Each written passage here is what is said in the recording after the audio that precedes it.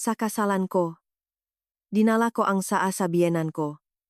Tinapon niya ito sa mukha ko sa harap ngang lahat. Mahinahon akong lumakat palayo. 15 minuto pa katapos. Nakagulo ang lahat. Kumusta po kayo? Ito ang aking kwento ang kasalan. Ang pagtataksil. At ang katotohanan. Nung araw nga aking kasal, sa gitnang pinakamaringal na reception hall sa BGC, ngumiting ang mapahamak ang aking biyenan at ibinuhos ang mainit na tsaa sa aking mukha sa harap ngang 400 bisita. Habang ang aking asawa ay malamig na sigaw, lumuhod ka at humingi ng tawad sa nanay ko, probinsyana. Nakatayo ako ron sa gitna ng pinakamaluho at pinakamahal na wedding venue sa Bonifacio Global City. Ang mga chandelier na kristal sa itaas ay nagbibigay ng gintong liwanag sa buong silid. Ngunit bakit parang nagyelo ang aking kaloban? Sa labas, matinggi ang ginichinaraw sa makachinanggapong na yung araw na umahapit sa balat. Negunit, dito sa lubi. Mas malamig ang gipuzunek tao kaysa sa anumang gitaglamig. Ngayon ang araw ng aming kasal ni Marco.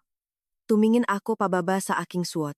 Ito ang wedding gown na sarili ko ang pumili sa isang simpleng tindahan sa Quiapo. Ang upa nito ay 3,500 piso lamang. Simple. Walang rhinestones. Walang mahabang buntot. Na halos naliligaw sa karangyaan ng lugar. Sa paligid ko, tumutunok ang mabaso at plato, punong tawanan at usapan ng mahigit 400 bisita mataong nasa mataas na lipunan, magkakasosyo sa negosyo na ipinaanyaya ng pamilya ni Marco para ipagmamalaki ang kanilang katayuan. Sa loob ng 3 taon, nabuhay ako sa ilalim ng pakukunwari bilang isang ulilang mahirap, isang simpleng accounting staff para mahanap ang tunay na pagmamahal. Naniniwala akong si Marco ang taong iyon. Tahimik akong gumastos ng sarili ko. Lihim na nagbukas ng mga oportunidad at matatabang kontrata para sa konstruksyon na kumpanya ni Marco mula sa maliit na opisina. Naging kilalang negosyo ito. Inakala ko na ngayon ay araw, aking tagumpay ang araw na makapagsasabi na ako sa kanya aking tunay na pagkakakilanlan. Na ako si Isabela Santos, ang tanging anak ni Chairman Antonio Santos ng Santos Group of Companies. Ngunit hindi kanon ang takbong buhay. Dumating na ang oras ng seremonya ng tasaa para sa mga magulang. Si Nanay Carding, ang aking biyenan, ay nakaupo ng marangya sa gitna ng entablado sa isang upuang may pulang talang balot. Nakasuot siya ng terno na may gintong burda punong ginto at alhas anglik at manggakamay. Ang kanyang mukha, bagaman makapal ang grasa, ay hindi makapagtagong mapang-uyam na ekspresyon habang tinitignan niya akong lumapit na may daladalang tasaang tsaa. Yumukot ako, hawak ng makabilang kamay ang mainit na tasang saa, at maingat na nagsabi, "Nanay, para po sa inyo ang saang ito." Hindi agad tinanggap ni Nanay Carding. Tinitigan niya ang aking lumang maong sapatos, pagkatapos ay pinakmasdan ang aking simpleng wedding gown. Ang kanyang tingin ay parang talim ngang kutsilyo tumatagos sa aking kaibuturan, punong pagamak at kawalang-galang. Ngumisi siya, isang ngising hamon at kabastusan. Tingnan mo ang sarili mo mas mukhang kasambahay kaysa nobya. Talagang malas ang pamilyang ito sa pagpasok ng ganyang uri ngang babae. At saka, nakabot siyang kamay na parang kukuha ngang tasa ngunit sa sandaling mahawakang ngang kanyang gadaliri ang gilid ng tasa, biglang-biglang itinataas niya ito. Plak, nalaklak ang tasa sa entablado. Kasabay nito, ang mainit na tsa ay pumatak at bumalong sa aking mukha at leeg. Ang sakit ay biglaan at masakit. Luha ang lumagay sa aking mamata dahil sa init, ngunit kinagat ko ang aking labi hindi ako hahayaang sumiga. Ang balat ng aking liig ay namula kagad. Ang buong reception hall ay nanahimik. 400 pares ng mata ang nakayon sa entablado. Nakatayo akong parang estatwa. Tumutulo ang taa mula sa aking buhok pababa sa pisngi. Hindi ako makapaniwala sa nangyayari. Ang aking biyenan sa pinakamahalagang araw sa buhay ng sarili niyang anak ay kumilos ng ganito nang walang kahihiyan sa harap ng napakaraming tao. Tumayo si Nanay Carding at itinuro ang kanyang daliri sa aking muka. Malakas na nagsisiha. "Tignan ninyo yan." Kanyan siya kahampas-humpas. Hindi man lang makapahatid ng tasangang tsaan ng mayos paano pa niya kakayaning alagaan ang pamilyang Reyes. Probinsyana, mukhang gusto mo pang masunok ako no? Tumingin ako kay Marco. Umasa na makita ang proteksyon mula sa lalaking mahal na mahal ko. Nakatayo si Marco sa tabi ko, nakasuot ng itim na dekalidad na suit na nagbibigay buhay sa kanyang makinis na hitsura. Ngunit ang kanyang mga mata nang tumingin sa akin malamig at estranyo, na parabang hindi niya kilala ang taong nakatayo sa harap niya. Hindi siya lumakat para suriin ang sugat sa aking lig. Hindi siya naktayo para alagaan ako. Kumurot si Marcong kilay. Ang kanyang boses ay mababa ngunit punong utos, na lumabas sa mikropono. Bella, ano bang ginagawa mo? Alam mo ba kung anong araw ngayon? Lumuhot ka na at humingi-engge tawat sa nanay ko. Huwag kang magpalipas ngang kahihiyan sa angkan Reyes. Para bang may kumupkop sa aking puso. Lumuhot? Pinipilit niya akong lumuhot sa harap ngang lahat na ito. Samantalang ako ang inubos ngang mainit na tsa? Sa oras na iyon, si Rosalie ang personal na sekretarya ni Marco at ang tinutukoy ni Nanay Carding bilang abay ay mabilis na lumapit mula sa likod ko. Iniabot niya ang panyolito na parabang nagmamalasakit, ngunit ang kanyang kamay ay lihim na kumurot ng mahigpit sa aking braso, isang kurot na masakit hanggang sa kalooban ko. Bumubulong siya ng sapat na maririnig ng tatlo naming puro. Ate Bella, mag-isip ka naman. Si Marco ay malaking direktor na ngayon. Kung gagawin mo ito, sino ang makikipagtulungan sa kanya? Lumuhot ka na at humingi ng tawad sa biyenan mo, bago ka pa niya ibalik sa probinsya. Tumingin ako kay Rosalie, pagkatapos ay kay Marco, at sa huli ay sa mapagtagumpay na muka ni Nanay Carding. Sa loob ng 3 taon, nagtiis na ako na hugas ng pinggan, nahwalis ng bahay, nagtiis sa mga salitang mapanirang puri ni Nanay Carding, nagtiis sa kapalyasan ni Rosalie. Lahat ito dahil naniniwala akong minamahal ako ni Marco. Ngunit sa sandaling ito, ang talang kumukumot ay nahulog na. Ang dulang tungkol sa maligayang pamilya na sinisikap kong itayo ay ganap ng gumuho. Napagtanto ko na sa kanilang mamata, isa lamang akong malas na probinsyanang nagpadala sa ng maganda, isang mapang-abuso na kailangang matuto at sumunod sa bawat utos nila. Ang aking pagsasakripisyo ay hindi nila pinansin para sa kanila. Ito ay isang bagay na automatikong dapat kong gawin. Ang sakit ng nasunog na leg ko ay wala sa anumang bagay kumpara sa sugat na nararamdaman ng aking puso. Ngunit kamangha-mangha, sa pinakamataas na puntong aking kahihiyan, naramdaman ko ang aking isip na naging malinaw na kakaiba. Isang malamig na katahimikan ang bumalot sa aking isipan. Napatanto ko na ang pag-ibig na hinahangad ko ay namatay na sa sandaling nabasag ang tasa. Ang Bella ng dating araw ang mapagpaumanhin. Simpleng accounting staff ay patay na rin. Ang nakatayo sa harap nila ngayon ay si Isabela Santos, ang tanging tagapagmana ng Santos Group of Companies. Huminga ako ng malalim. Ang amoy ngang masarap na tsa ay naghalong pabango ni Rosalie, isang masalimuot na halo na nagbibigay ngang kabalintunaan. Dahan-dahan, ibinaba ko ang aking makamay, tumayo ng tuwid. Tahimik ang buong reception hall, marinig mo ang humihip na aircon at ang bulong-bulungan ng mabisita sa unahan. Hindi ako iyak, huwag talaga akong iyak. Ang luhangang mahina ay nagbibigay libangan lamang sa iba. Ang luhangang malakas ay isang luho na hindi para sa mga taong hindi karapat-dapat. Maingat akong nagtanggal ng belo. Kumuha akong panyo mula sa aking bag at mahinahon na pinunasan ang mapataang saa sa aking muha. Mahinay at matatak ang aking makakalaw, kabaliktaran ng takot at pakabigla na inasahan nilang makita. Itinanghal ko ang aking relo, ang lumang singsing rolyo na palagi kong suot. Ang makamay ngang orasan ay tumutukoy sa 11:45 ngang umaga. 11:45 ngang umaga, bulong ko sa aking sarili.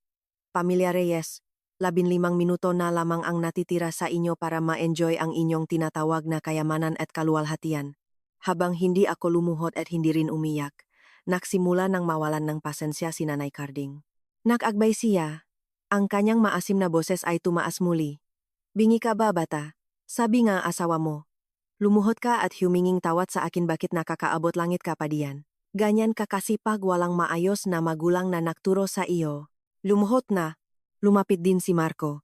Hinawakan ng mahigpit ang aking pulso. Titigas na ang kanyang makuko sa aking balat. Bella, huwag kang magpalipas ng eksena sa makasosyo ko. Gusto mo bang sirain ang karera ko? Lumuhod na. Itinaas ko ang aking makamata at tumingin ng diretso sa makamata ni Marco.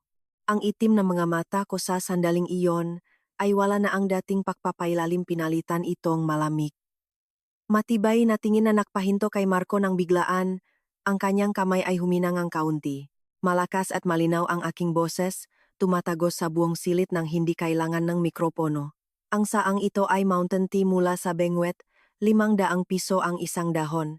Ang inyong dignidad, pinagsama-sama, ay hindi karapat-dapat sa halagang tasangang-tasang aking inaalok at huwag nang banggitin pa ang pagpapaluhod sa akin. Ang aking salita ay parang malamig na tubig na tinapon sa kanilang mamukha. Si Nanay Carding ay humanga ng maluwag, ang mga mata ay nagbukas ng maluwang. Naktulalak si Rosalie sa tabi niya, hindi makapaniwala sa kanyang manarinig. At si Marco namula ang kanyang muha dahil sa galit at hiya.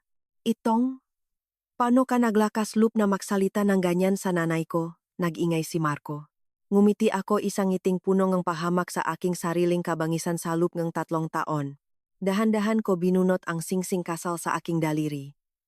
Ang manipis na pilak na singsing na may maliit na bato ang singsing na binigay ni Marco na nagsabing pansamantala muna ito. Itinanghal ko ang singsing ng mataas para makitang lahat. At pagkatapos ay bitawan ito. Ting!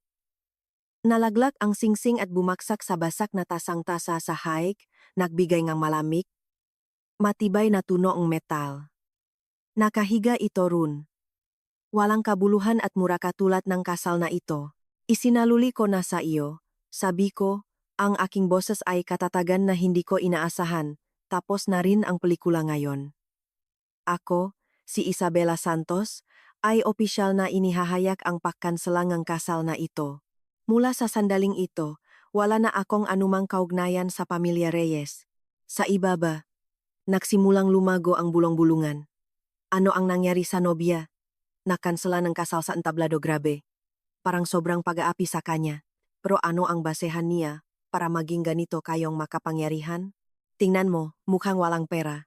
Si Rosalie, nararamdamang lumalabas na sa kontrol ang sitwasyon, ay mabilis na pumunta sa mikropono. Sinisikap na iligtas ang lahat. Kagalang-galang ng mga bisita. Si Ate Bella ay medyo hindi maganda ang pakiramdam ngayon marahil dahil sa stress ng pagiging manugang sa isang kilalang pamilya. Kaya nagsalita siya ng ganyan. Patawarin naman sila. Patahimikin mo ang bibig mo, sigaw ko. Hinahati ang mga salita ni Rosalie. Lumingon ako kay Rosalie. Ang aking tingin ay tumatagos sa kanyang budi. Sa tingin mo ba, hindi ko alam na kayo ni Marco ay nagtataguan na sa loob ng 6 na buwan? Kahit ang damit na suot mo ngayon ay perang kumpanya ni Marco ang pinambayad.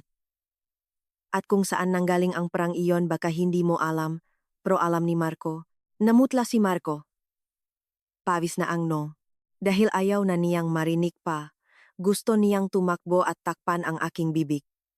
Ngunit sa oras na iyon, ang tawag ng simbahang tsampanaryo na nasa malayo ay narinig. Bong, bong tanghali. Dumating na ang sandaling ito.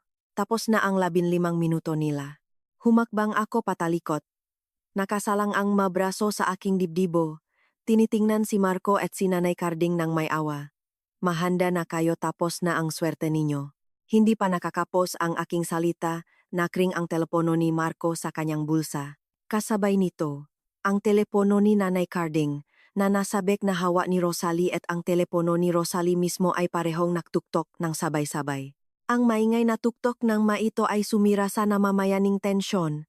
Nakbabala ng isang malaking bagyo na mabilis na papalapit sa pamilya Reyes sa gitna ng kasal na ito. Ang matunong telepono ay nakpatuloy na walang tigil, na parabang isang ingay ng paghihirap at kaguluhan. Kumurot ng kilay si Marco. Ayaw na pakinggan muna. Ngunit nang makita ang pangalan ng tumatawag sa screen, nakbago ang kanyang mukha kaagad. Ito ay ang CFO ng Santos Group of Companies, ang pinakamahalagang kasosyo, ang nagtataglay ng pera para sa pinakamalalaking proyekto na isinasagawa ng kumpanya ni Marco. Mabilis na sinagot ni Marco ang tawag. Ang tono ng boses ay nagbago ng 180 degrees naging mapagpakumbabang mapag-alok. Alo, Kuya Thomas po? Opo, andito po ako sa kasalan ko. Ano po ang may paglilingkod ko sa inyo, kuya? Nakatayo ako runa nakahalukip-kip. Tinitingnan, ang dulo ng aking labi ay bahagyang nangiti.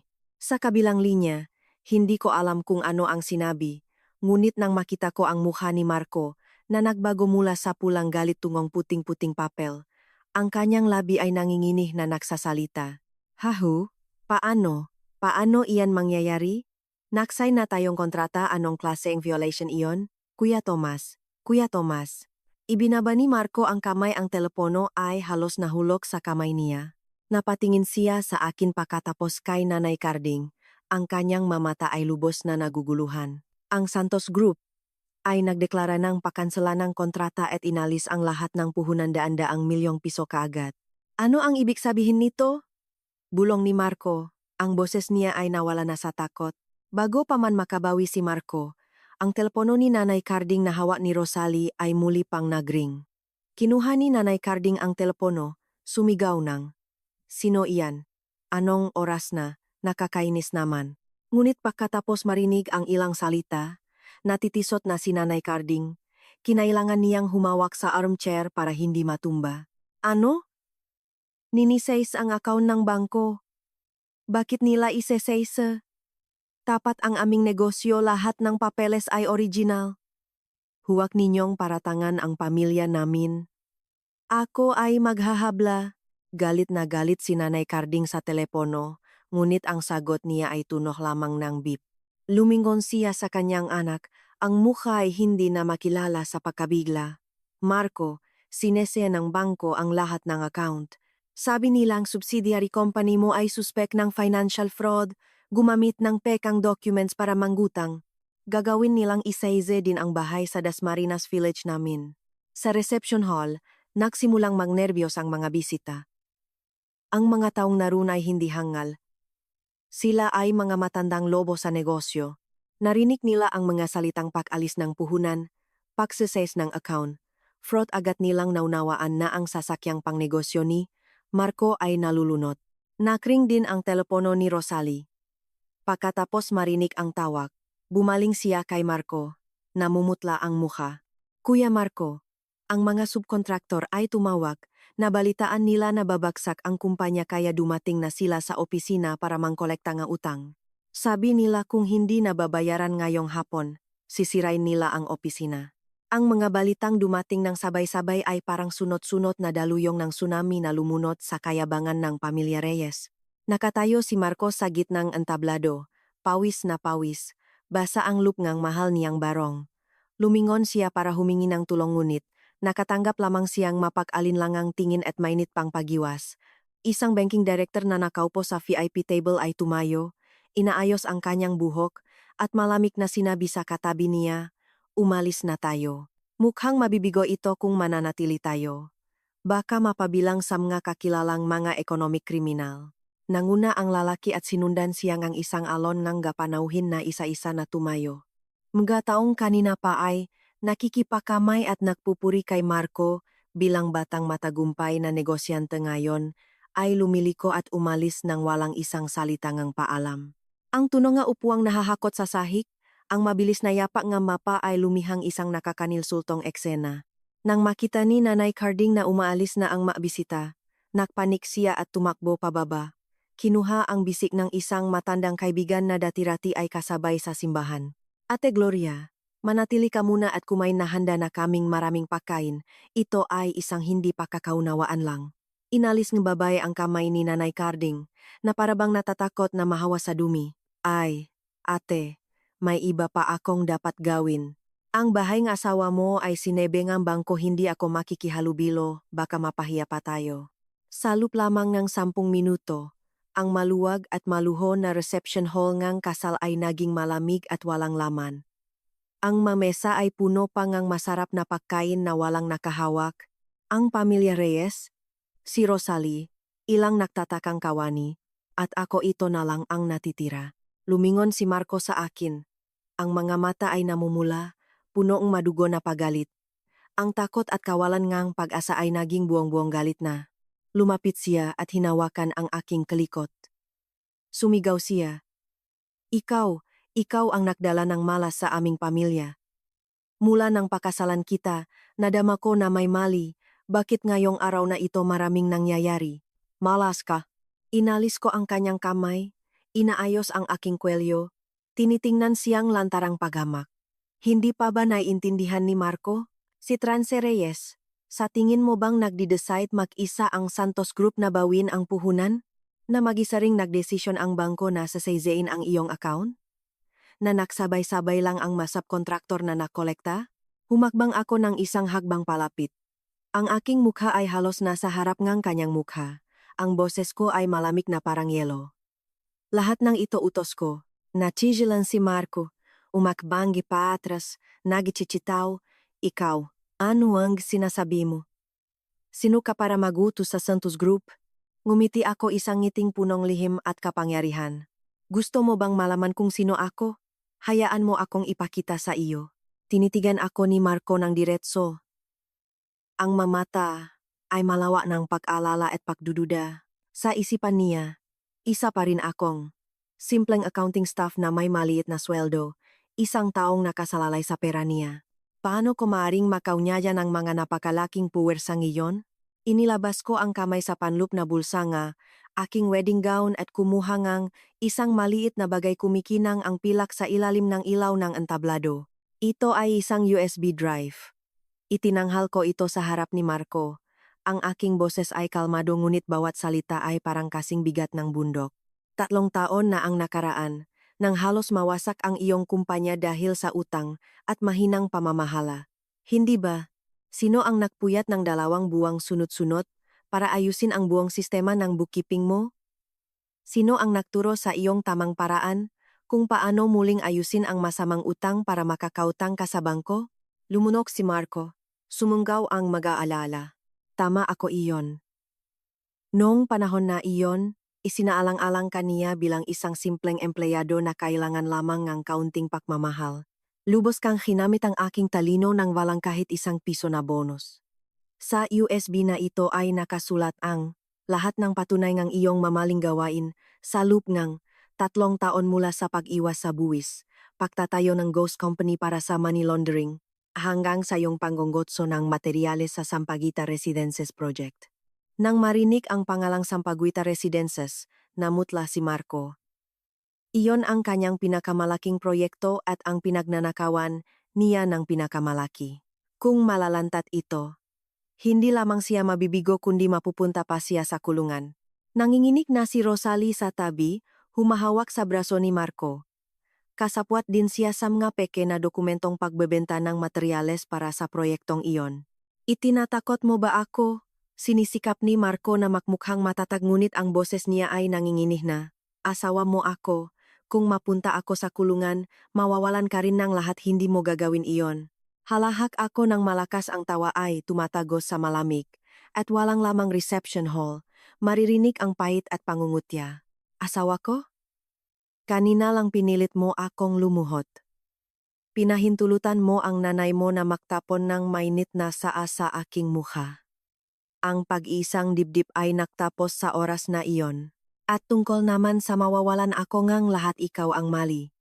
Lumakat ako papunta sa harapan ng mesa nang inilalagayan ng wine, kinuha ang mikropono at malinaw na sinabi ang bawat salita, hindi lamang ako ang nagtatago ang talaan ng inyong kumpanya. Ako ang taong nagpapahintulot ng lahat ng inyong mga pautang sa mga partner na bangko. Ako ang lihim na nagpapakilala sa inyo sa malalaking subkontraktor. Kung wala ako, sa tingin mo ba, ang isang walang talentong manggagamot ng maasar at mapagpalawak tulad mo ay makakaupo sa upuan ng direktor? Ang pamilya Reyes, kung wala ako wala kayo. Nabawi na si Nanay Kading. Sinalakay niya ako para kunin ang USB. Ibigay mo na iyan. Plano mo bang patayin ang asawa mo at ang buong pamilya naming ito? Maniakan. Madali akong lumayo, si Nanay Carding ay natumba at halos mahulog sa entablado. Ang kanyang mahal na terno ay nabahiran ng alikabok. Ang anak at manugang ni Nanay Carding, si Lovely, ay sumisigaw at tumakbo para tulungan siya. Tumingin si Marco sa akin.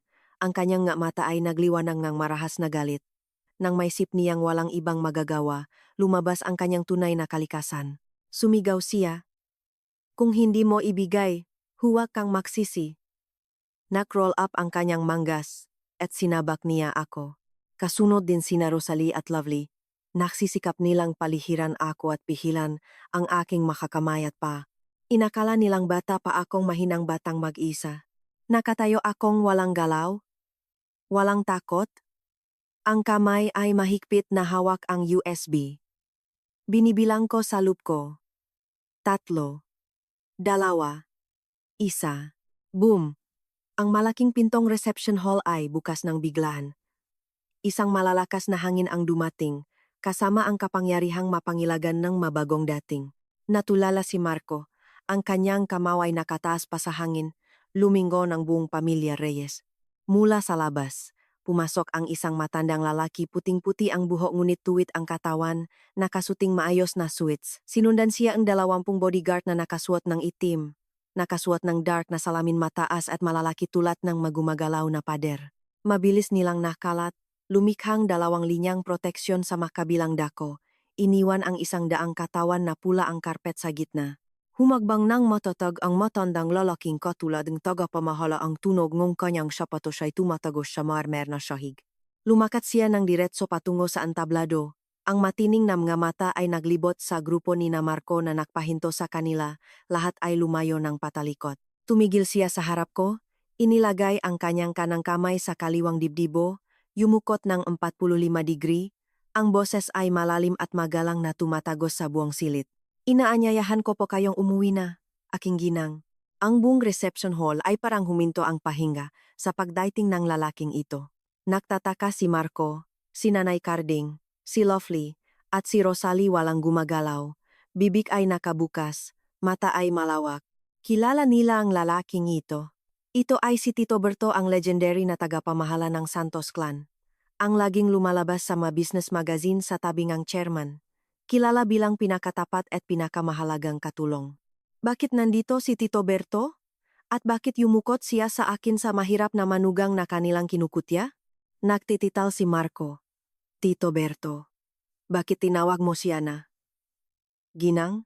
Si Tito Berto ay dahan-dahang itinaas ang kanyang ulo, ang seryosong muha ay malamig na tumingin kay Marco. Isang tingin lamang niya ay sapat na para matakot si Marco. Wala kang karapatang magtanong. Mababang ngunit mabigat ang boses ni Tito Berto. Ikaw at ang iyong pamilya ay nakagawa ng pinakamalaking pagkakamali sa inyong buhay nang nangahas kayong insultuhin ang tanging tagapakmanangang Santos Group. Tagapakmanangang Santos Group. Inulit-ulit ni Nanay Carding, at pagkatapos ay parang tinabok ng kitlat, sumisigaw ng mataas ang boses. Hindi iyan possible, si Bella ay ulila. Nakatira siya sa inupahang kwarto at nag-aasikasong motorsiklo. Paano siya magiging miyembro ng Santos Group? May pagkakamali kayong lahat, hindi ito ang tamang tao. Humakbang ako ng isang hakbang. Nakatayo kasabay ni Tito Berto. Tumingin ako kay Nanay Carding at mahinahon na nagsabi, hindi ako ulila. Nanay, ang aking ama ay si Antonio Santos, chairman ang grupong palagi ninyong pangarap na makipagtulungan. Ang motorsiklo, ang inupahang kwarto, lahat ito ay pagsubok lamang. At nakalungkot na nalakpasan ng inyong pamilya ang pagsubok na ito ng napakapangit. Ang katotohang nabunyak ng harap-harapan ay nagpahinto kay Marco, ang kanyang matuhot ay humina. Bumaksak siya sa sahig, napagtanto niya na ang kayamanan na matagal, na niyang hinahangat na sa tabi niya pala ito sa lahat ng oras. Ngunit sarili niyang kamay, ang nagtapon nito para sa mga bagay na walang kabuluhan. Bella, nilinlang mo ako. Nakiusap si Marco. Hindi kita niloko. Binigyan kita na pagkakataon. Ngunit sarili mo ang pumili na pagtataksil. Sahot ko ng malamig. Tito Berto, palakat na.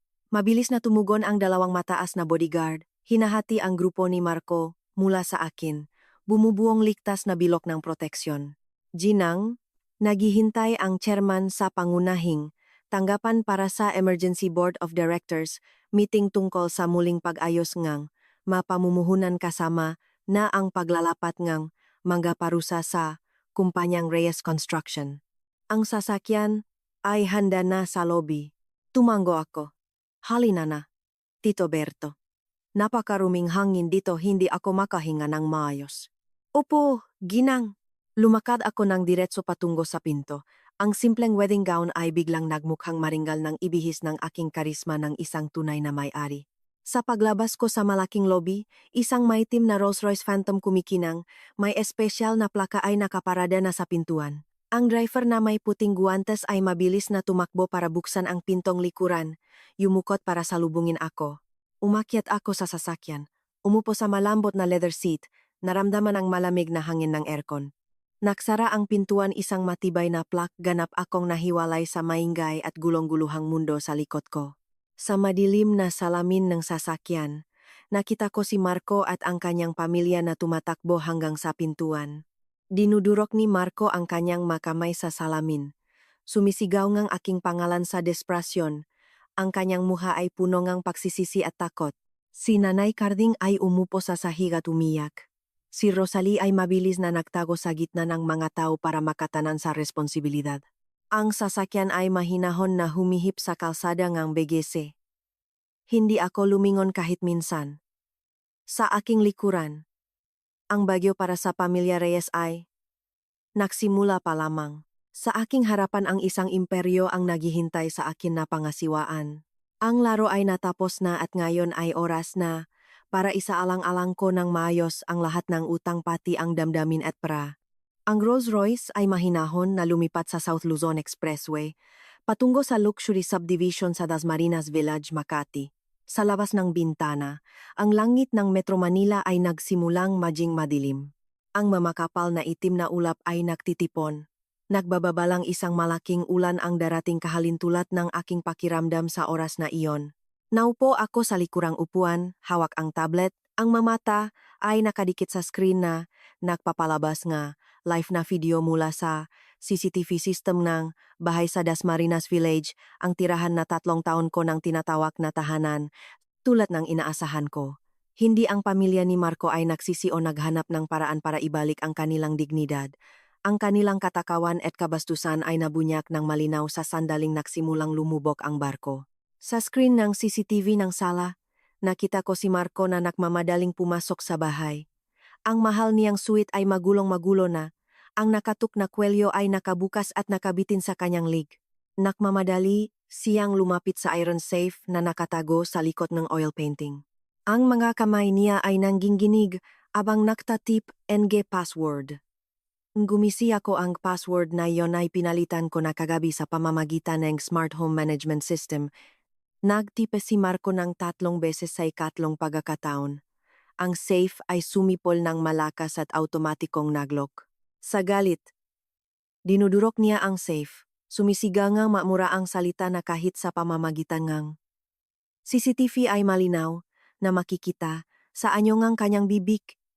Kahit hindi marinig ang tunog. Desperado na sa safe, kinuha ni Marco ang kanyang telepono, ang madaliri ay mabilis na nagtatype sa screen. Sinisikap niyang ma-access ang bank account ng kumpanya para ilipat ang natitirang pera sa ibang bansa, ngunit walang silbi. Ang freeze order ng bangko ay naipatupad na simula ng tanghali. Ngayon ay wala ng isang sentimo ang matarik niya. Nakita ko siyang marahas na itapon ang telepono sa sofa, ang magamay ay nagtatakip ng ulo, gumugulong ang buhok na may halong gel. Sa isa pang kamera sa kwarto, sina Nanay Carding at Lovely, ang kapatid ni Marco, ay kumikilos tulad ng mga mandarambong. Hinagupit ni Nanay Carding ang aking wardrobe. Inagaw niya ang lahat ng alahas na nasa dressing table ko, kahit mapaka at murang bilhin lang iyon na binili ko para tumukma sa papel ngang mahirap na babae. Sa mata ni Nanay Carding na punong kasakiman, kahit anong kumikislap ay ginto. Si Lovely naman ay hindi nakpansin ng alahas. Inilalabas niya ang lahat ng branded na bag na nakatago ko sa lihim na compartment ng itaas na istante. Iyon ay mga Hermes at Chanel limited edition bags na binili ko gamit ang sarili kong pera bago kami nakasal. Hindi ko kailanman nagamit ang mga ito sa harap nila. Nagliwanag ang mga mata ni Lovely tulad ng haybyam ngang sasakyan.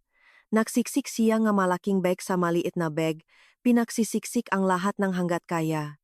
Si Rosalia naman, ang ikatlong partido, ay nakatayo sa kusina at sinisikap na alisin ang mahal na imported na coffee machine daan-daang libong piso ang presyo. Nakpagal siya ng matagal bago niya naangkat ang power cord. Nang hindi niya mailabas ang cord, kumuha siya ng malaking kutsilyo mula sa kitchen at kinutsilyo ang cord ng marahas. Isinara ko ang screen ng tablet, huminga ng malalim para mapigilan ang galit na umaapaw sa aking dibdibo. 3 taon. Pinalaki ko ang mga ahas sa aking loop. Pinakain ang mga lobo sa aking tahanan. Umaasa akong magamit ang aking katapatan para baguhin ang kanilang puso. Ngunit ang natanggap ko ay lantarang paksasamantala at walang katapusang kasakiman. Uminto ang sasakyan sa harap enigrama portada enigrama subdivision. Bumaling si Tuberto sa passenger seat. Ang boses ay malaling ngunit puno enigra autoridad. Ginanggi narating na nating ang lugar. Ang team ng mga abogado at court officers ay nakarating na rin. Tumango ako, inaayos ang skirt ng gown, ang mga mata ay malamig na, buksan na ang portadon, Tito Berto oras na para alisin ang basura. Ang mabigat na ironggate ay dahan-dahang nagbukas. Ang luxury car ay pumasok sa compound, sinundan ng 2 SUV na puno ng bodyguard at legal personnel. Humakbang ako pababa sa sasakyan, ang hangin mula sa ilok ng Pasig ay humihip ng malakas, winawasiwas ang aking mahabang buhok. Sinalakay ko ng tuwid ang sala kung saan nakaupong tulad ng walang buhay si Marco. Ang tunong aking high heels sa marble floor ay tumatagos at tumatawid sa buong malawak na bahay. Ang bawat tiktak ay tila isang pahayag ng kapangyarihan. Itinaas ni Marco ang kanyang ulo, at nang makita niya ako, ang kanyang mamata ay sandaling nagliwanag ng manipis na pag-asa agad na napalitan ng galit. Tumayo siya at lumabas, nakmamadali patungo sa akin. Nakakapal mukhang bumalik ka pa rito? Buksan mo na ang safe. Nasaan ang pera ko? Bakit naka-freeze ang account? Ang mga bodyguard ko ay mabilis na sumulong. Itinulak si Marco pabalik at inibagsak siya sa sofa. Nakatayo akong nakahalukip-kip. Tinitingnan siya ng matas. Pera mo? Ano ang iyong pera? Sa oras na iyon, maririnig ang ingay mula sa itaas habang si Nanay Carding at Lovely ay nakmamadaling bumaba, hawak-hawak ang maraming malaki at maliit na bag. Nang makita nila ako, sigaw ni Nanay Carding, "Ay, bumalik ka na. Ayusin mo agad ang bangko para buksan na muli ang account ng anak mo. Kunin mo na rin ang susing safe, kukunin ko lang ang ilang pera para sa aking pagaling at alis na kami." Tinitiknan ko ang bundok ngang magay na ninakaw nila. Ang aking puso ay puno ng matinding paghamak. Kahit sa ganitong sitwasyon, naniniwala pa rin sila na ako ang manugang na mahirap na dapat makinig sa kanilang bawat utos. Akala ko ba nagpunta ka rito para makipagayos? Ngumisi akong mapanlub. Naparito ako para itaboy kayo sa aking bahay. Ang aking salita ay nagpahinto sa buong malawak na sala ng ilang sandali. Tumingin si Nanay Carding sa akin. Pagkatapos ay nagtatakang huminahon at sumabog sa tawanan. Ang tawanan ay nakakainis at nakakainsulto. Itinuturo niya ang kanyang daliri sa aking muha, humingi ng opinyon kina Marco at Lovely. Narinig ba ninyo iyan? Ang bahay niya daw ito? Deprived na ito. Nagkamalay na yata.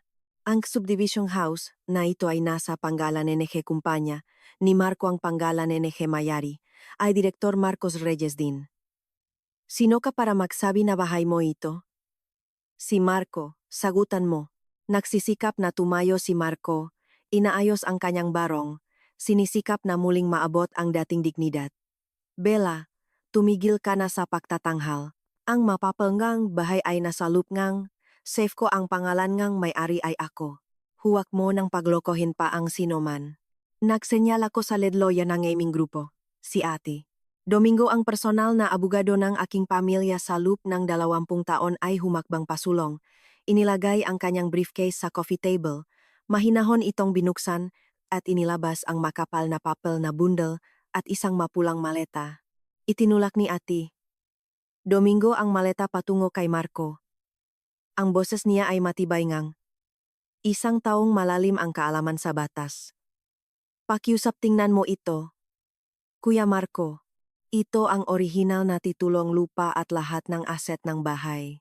Ang kopya mo sa safe ay isang notarisadong photocopy lamang kasama ang kasulatan ng pahiram ng bahay. Nanginginig ang makamay ni Marco habang kinukuha ang maleta. Binuksan niya ito. Sa unang pahina, pangalan ng may-ari, Isabela Santos. Malinaw at malinaw ang nakasulat.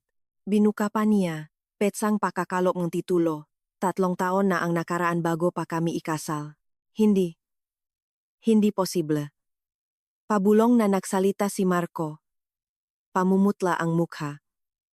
Nagsign na akong kasulatan ng pagbebenta. Naglipat na rin akong pera.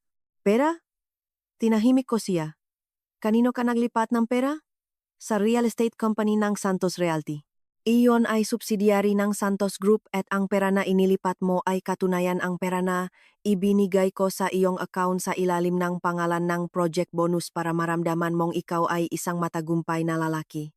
Sa ibang salita, ginamit mo ang aking pera para bilhin ang aking bahay ngunit ang proseso ang legal na paglilipat ng pangalan ay hindi kailanman natapos.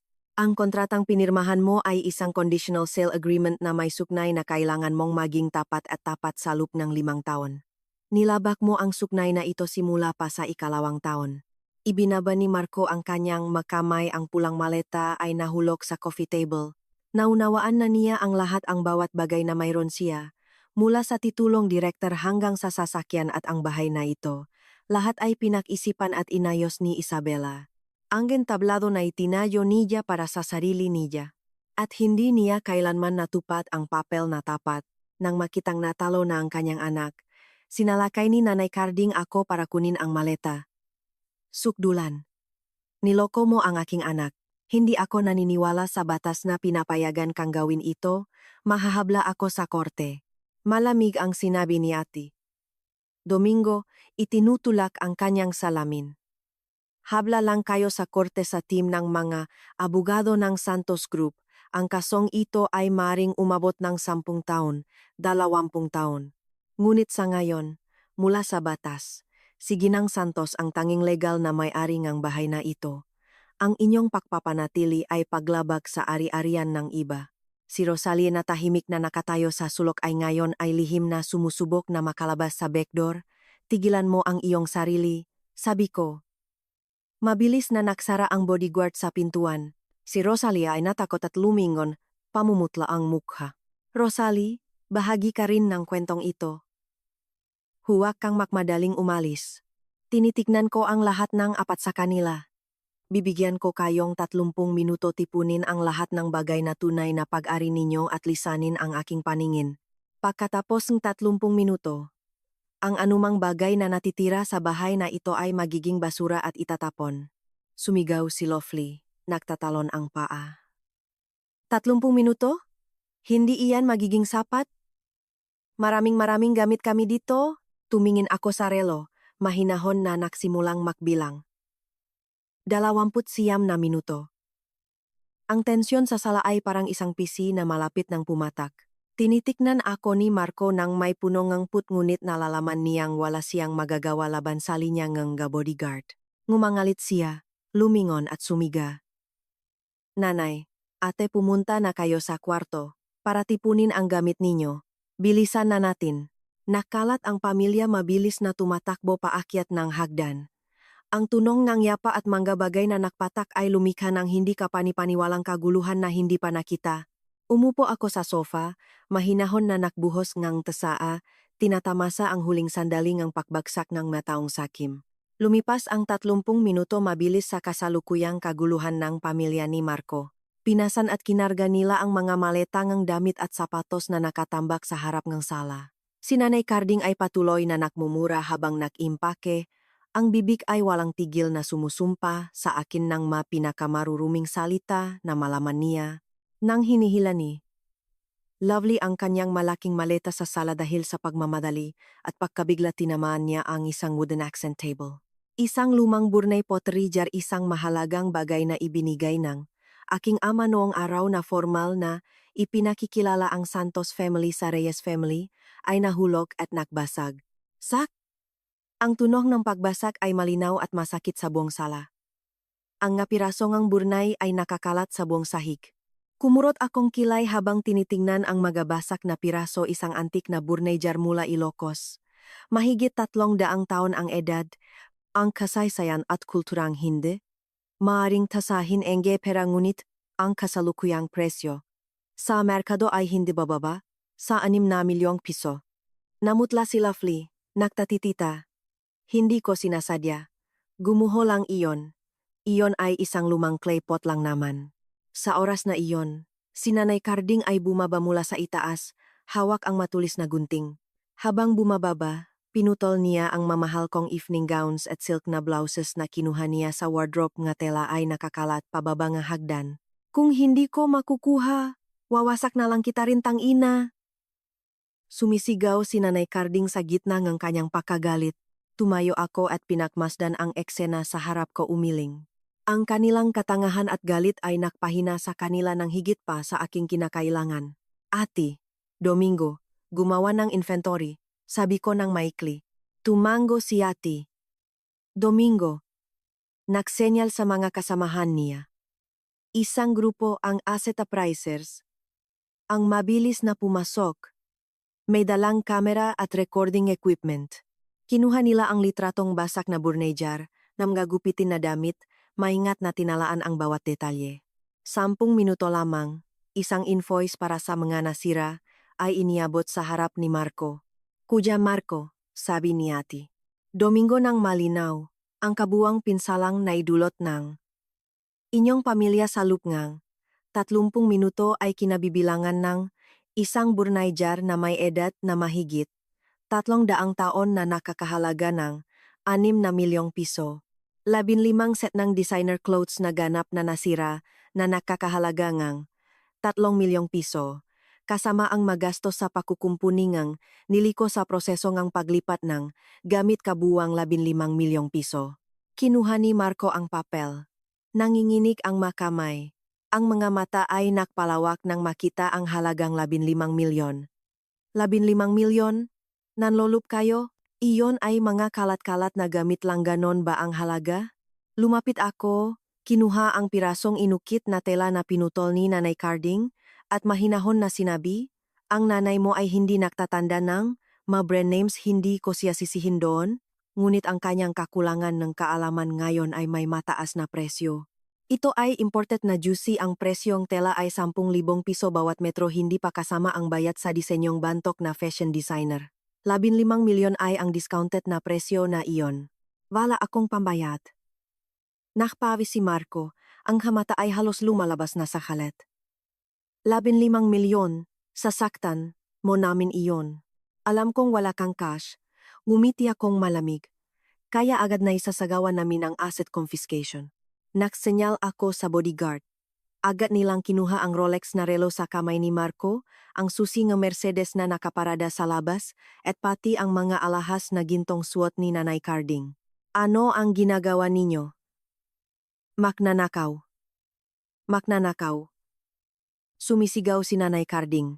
Sinisikap na hawakan ang kanyang gintong necklace. Ngunit ang lakas ni Nanay Carding ay walang laban sa mga profesional na bodyguard. Sa isang kisap mata, lahat ng mahahalagang gamit sa kanila ay kinuha. Ang Mercedes S-Class na may halagang halos 12 milyong piso, kasama ang relo at alahas sapat para sa kabayaran ng 15 milyong piso, pantay na tayo. Inihaya ko at itinataboy sila palabas. Ang mga bodyguard ay walang awahawak ang braso ni na Marco, Nanay Carding, Lovely, at Rosalie. Itinulak sila palabas ng pintuan ng mansyon. Ang kanilang mga maleta ay itinapon din sa likod na kakalat sa basang tilang ng patio. Nagsimulang umulan. Isang malakas na ulan. Sa hapon ng Metro Manila ang tubig ay bumagsak na tulad ng talon. Ang Iron Gate ay marahas na nagsara sa harap nila, hinahati ang maliwanag at mainit na mundo sa loop mula sa malamig at malupit na mundo sa labas. Sa pamamagitan ng security camera screen, nakita ko ang 4 na miyembro ng kanilang pamilya na nakatayo ng nanginginig sa ilalim ng ulan. Umupo si Nanay Carding sa pudong putik at umiyak ng malakas. Nakatayo si Marco habang tinitingnan ang nakasirang portadon. Ang ulan ay nagahaluan ng kanyang luha sa kanyang mukha. Nanginginig sina Lovely at Rosalie, yakap ang manabasa nilang beg. Lumingon ako at pumasok sa bahay, walang kahit isang patangang awa sa puso ko. Ito ay simula pa lamang leksyon para sa mga taong namuhay ng masama. Ang buhay ay mahaba at ang ulan ngayon ay hindi pa ang pinakamalalamig na ulan na kailangan nilang tiisin. 3 araw pagkatapos, ang isang pribadong detective agency ay nagpadala sa akin ng makapal na dose kasama ng malitratong kumalat-kalat ang kasalukuyang sitwasyon ng pamilya ni Marco. Naupo ako sa aking malamig na opisina sa pinakamataas na palapak ng Santos Tower, Makati. Umiinom ng mainit na kape habang binabaliktad ang bawat larawan ng isa-isa. Pagkatapos na sila may taboy sa mansyon sa Dasmariñas Village at mawala ang lahat ng valuable assets, wala ng lugar para pumunta ang pamilya. Wala silang cash, nakablock ang mga debit cards, tumalikot ang magkaibigan, tumalikot din ang magkakasosyo sa negosyo. Sa huli, nagdala-dala sila ang kanilang magamit at nagupang ang isang mumurahing kuwarto sa isang maliit na ale malapit sa ilog sa Tondo, Maynila. Ang larawan ng boarding house ay nagpapakitang isang pabrikatulad na istruktura. Ang pintura ay natutuklap at may lumot. Ang bubong ay may kalawang at tinapal-tapal. Ang landas papasok ay puno ngang basura at masamang amoy ngang itim na lusak na kahit sa malarawang walang ingay ay mararamdaman ang masamang amoy. Ang kanilang inupahang kwarto ay 10 metro kuwadrado lamang, masikip at halumigmig. 4 na matatandang tao ay nagsisiksik sa maikling espasyong iyon.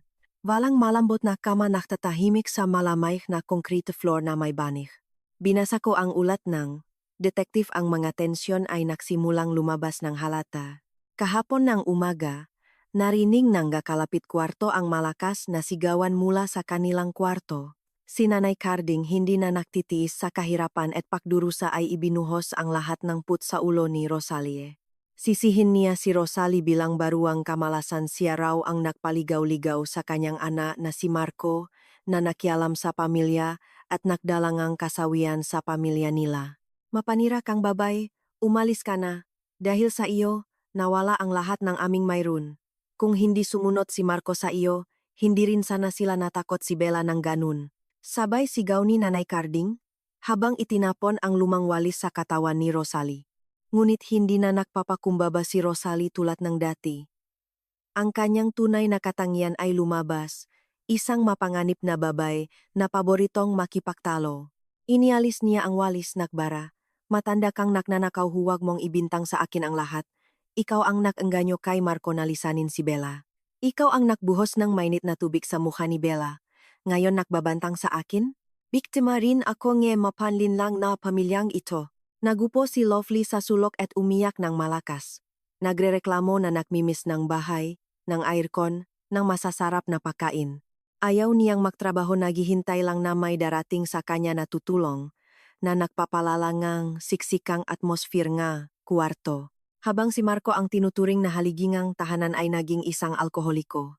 Mula nang itaboy sila, ginagamit niya ang kaunting natitirang cash para bumiling murang brandy at uminom ng walang tigil buong araw at gabi para tumakas sa malupit na katotohanan. Sa kanyang kalasingan, pinagtatatalunan niya si Rosalie, sinasisihan ang lahat maliban sa sarili niya. Nabanggit din sa ulat na si Rosalie ay nagsimula ng makipag-ugnayan sa ibang malalaking mga bagong sponsor na nakilala niya sa mga bar, umaasa na makakitang bagong sandalan para makaalis sa basak na sitwasyong ito. Nasuka na siya kay Marco sa tingin niya.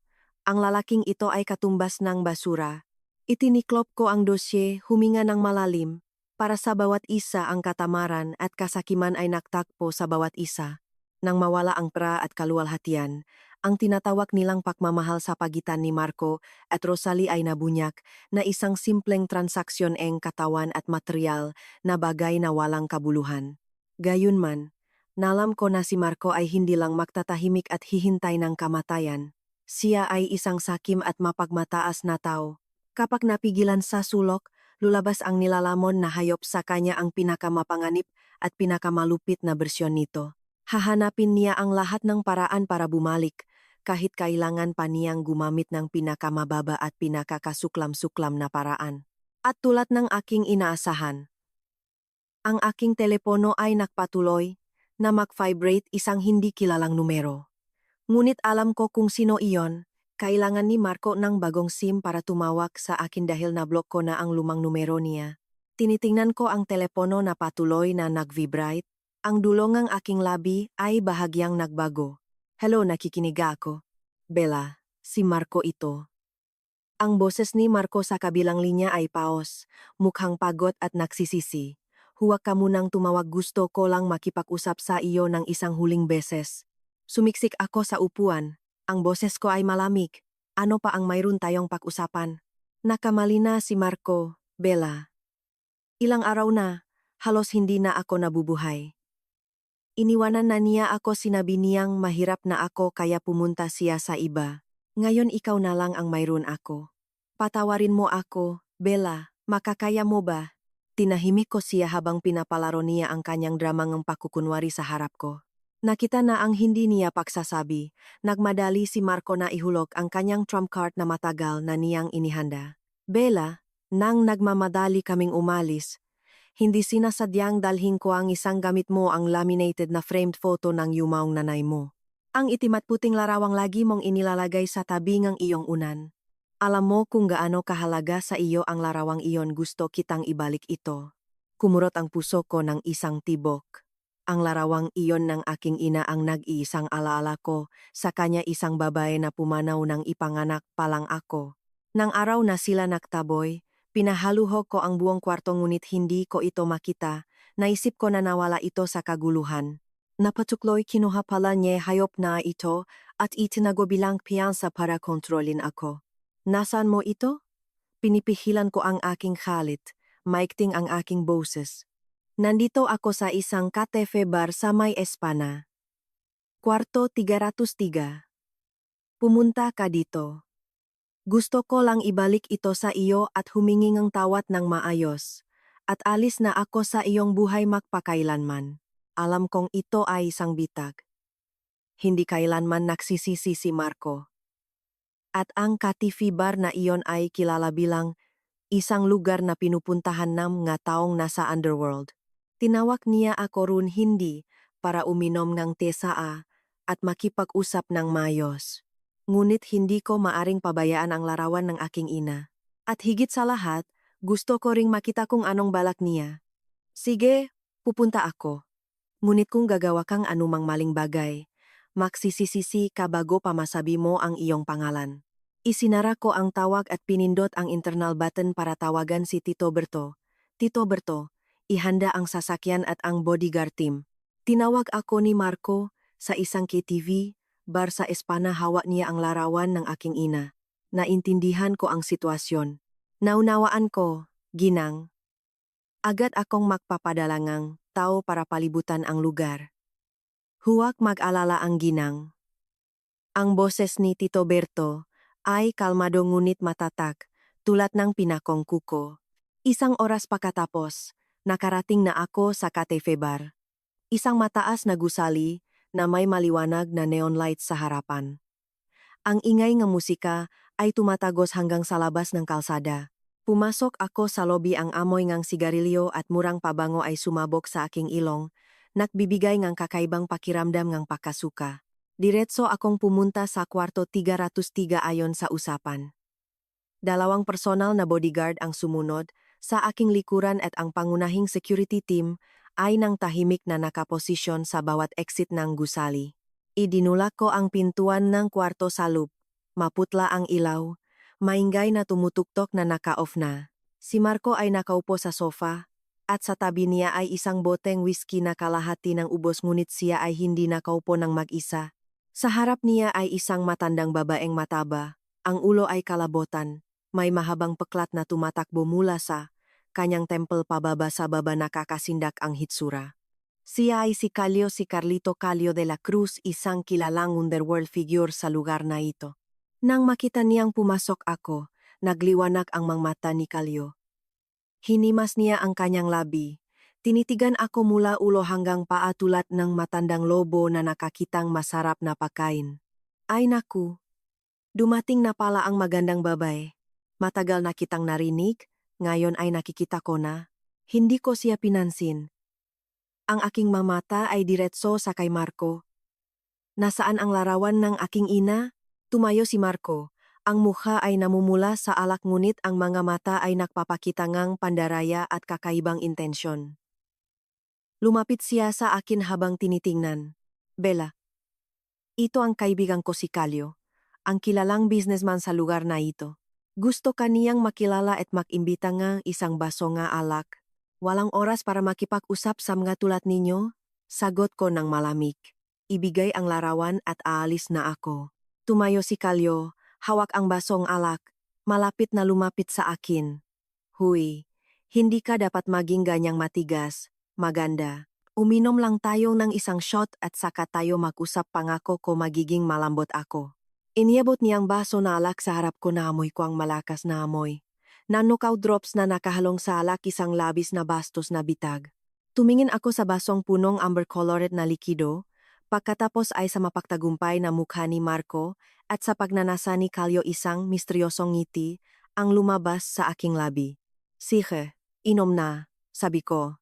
Iniabot ko ang kamay para kunin ang basong ngunit sa halip na itaas ito sa aking bibig, biglang ibinuhos ko ang mainit at matapang na likido sa muka ni Calio. Aray! Sumigaw si Calio ng sakit habang ang masakit na alak ay tumagas sa kanyang mamata. Nagulat si Marco, tumayo ng mabilis. Anong ginagawa mo? O ka na ba? Hindi ako natinak.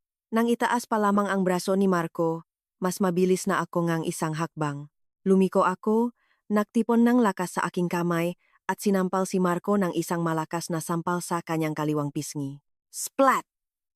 Ang tunog ng sampal ay malinaw at matibay sa saradong kwarto. Natulala si Marco sa bigla, bumaksak ng gumugulong sa upuan. Hawak niya ang kanyang pisngi. Tumingin sa akin ng puno ngang pagkabigla. Ang sampal na ito ay para sa lahat ng babae na napipinsalang lalaking tulad mo na nagbebentangang asawa para mabayaran ang utang. Nangalit si Marco. Ang galit at alak ay pinalala ang kanyang pagkawalang isip. Sumabog siya tulad ng nasugatan na hayop, ang mga mata ay namumula. Hindi na niya pinananatili ang pekeng karangalan na ilabas na ang tunay na kalikasan ng maton. Sumigas siya. Kung hindi mo ibigay, huwag kang magsisi.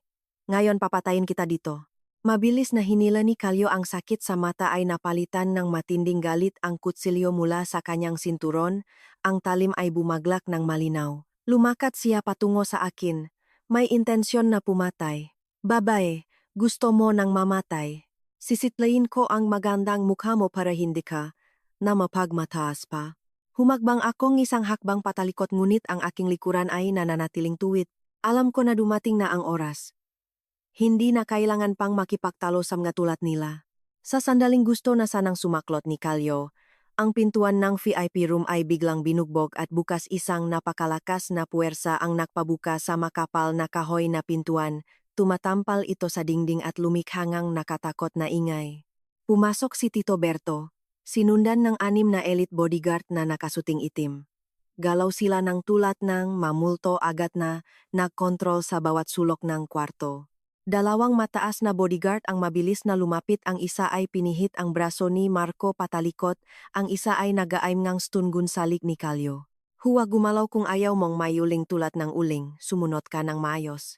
Ang tunongang pagbubukas ang pintuan ng VIP ay malakas na pumatak. Hinahati ang lupngang kwarto mula sa ingay ngang labas ang cafe bar.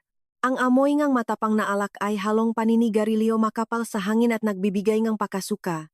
Sa harap ko, sina Marco at Calio ay nakakaabot ng mga mata sa baso na hawak ko. Ang kanilang mga mata ay nagpapakita ngang kasakiman ng mga ngaso na naghihintay na maipit ang biktima. Itinanghal ko ang baso, ang amber-colored na likido ay lumalala pa at bumulas sa dingding ng baso habang ito ay binabagong ang posisyon.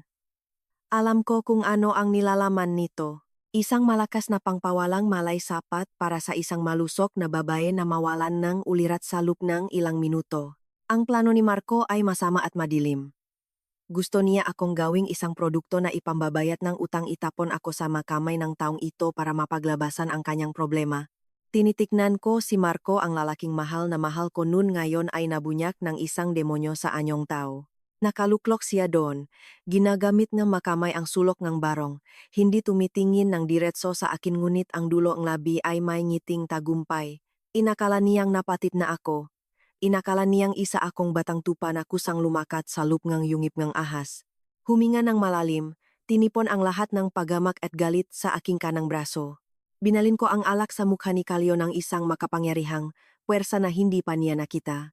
Walang oras ang reaksyon ni Kalyo, ang malakas na alak ay dumaloy nang diretso sa kanyang nga mata, ilong at bibig. Sumigaw siya ng isang hiyaw ng sakit. Ang dalawang kamay ay hawak nga mukha. Nagtitisot patalikot at bumaksak sa sofa. Hayop bulak mo ko. Umungol si Kalyo. Ang boses ay paos sa pakababago nga alak. Biglang tumayo si Marco tulad ng isang spring na nailatag. Ang mukha ay namumutla. Hindi niya inaasahang kikilos ako nang maaga salop mismo ngang kanilang pugat. Lumabas siya patungo sa akin. Ang kamay ay nakataas na itataas. Bella, ano ang ginagawa mo? Gusto mo bang mamatay? Hindi ako natinag.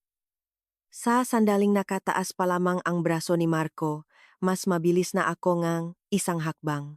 Splat! Ang tunog ng sampal ay maririnig at matibay sa saradong silit. Natulala si Marco at nabuwal ng naktatumlak sa sahig. Hawak ang kanyang pisngi. Nagtitinggala sa akin ng puno nga tinding pagkamangha. Hindi mo alam kung sino akong tunay nun. Nahalagi na si Marco. Ang galit at alak ay pumasok sa kanyang ulo na wala ang lahat ng pagpipigil. Sumabog siya tulad ng sugatan na hayop, ang mga mata ay pulang dugo. Magsisika. Si Kalyo, tawagin mo ang mga tao. Ngunit si Kalyo, kahit nakpainit pa ang kanyang ulo sa galit, ay nagsimulang pumunasan ng alak sa kanyang mukha kahit ang mamata niya ay namumula at sumasakit. Inalis niya mula sa kanyang sinturon ang isang makinang na penknife. Ang talim ay bumaglak ng malinaw at nakakatakot. Lumapit siya sa akin. Ang mukha ay puno ng masamang intensyon. Babae, pagod ka ng mabuhay. Sisirain ko ang magandang mukha mo para hindi ka na mapagmataas pa. Humakbang ako ng isang hakbang patalikot ngunit ang likuran ko ay nananatiling tuwid. Nalalaman ko na dumating na ang oras.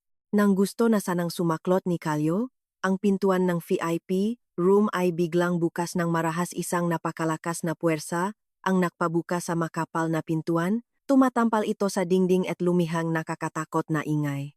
Pumasok si Tito Berto, sinundan ng 6 na elite bodyguard na nakasuting itim. Galaw sila ng tulat ng maanino agad na nagkontrol sa bawat sulok ng kwarto. 2 mataas na bodyguard ang mabilis na lumapit, ang isa ay pinihit ang braso ni Marco patalikot, ang isa ay nagaim ng stun gun salik ni Kalyo. Tumigil kapag ayaw ninyong masunog ng buo, sumunod kayo ng maayos. Si Kalyo ay sumubok na dumipa para tumakas ngunit pinigilan siya ang 2 bodyguard. Hawak nila ang mga bisik niya. Ibinaksak ng isang bodyguard ang kutsilyo niya sa sahig. Lumapit si Tito Berto sa akin, yumukot ng makalang. Lumundak ang puso ko ngunit panlabas, nananatili akong kalmado at malamig. Lumingon ang bodyguard at napaturo ang stun gun salik ni Kalyo. Tumigil si Kalyo, alam niya ang nga panuntunan. Napakilala niya ang grupong ito, hindi ito ang nga bodyguard na simpleng inupahan.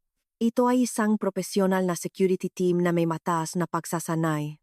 Dahan-dahan niyang inihinto ang kutsilyo at nahulog sa sahig. Lumapit ako kay Kalyo. Ang ilaw sa kwarto ay kumikislap sa aking brooch, isang malit na sampagita flower brooch na gawa sa platinum at may asul na brilyante sa gitna. Tingnan mo ng mayos ito bago ka pa magsalita ulit. Itinuro ko ang brooch sa aking damit.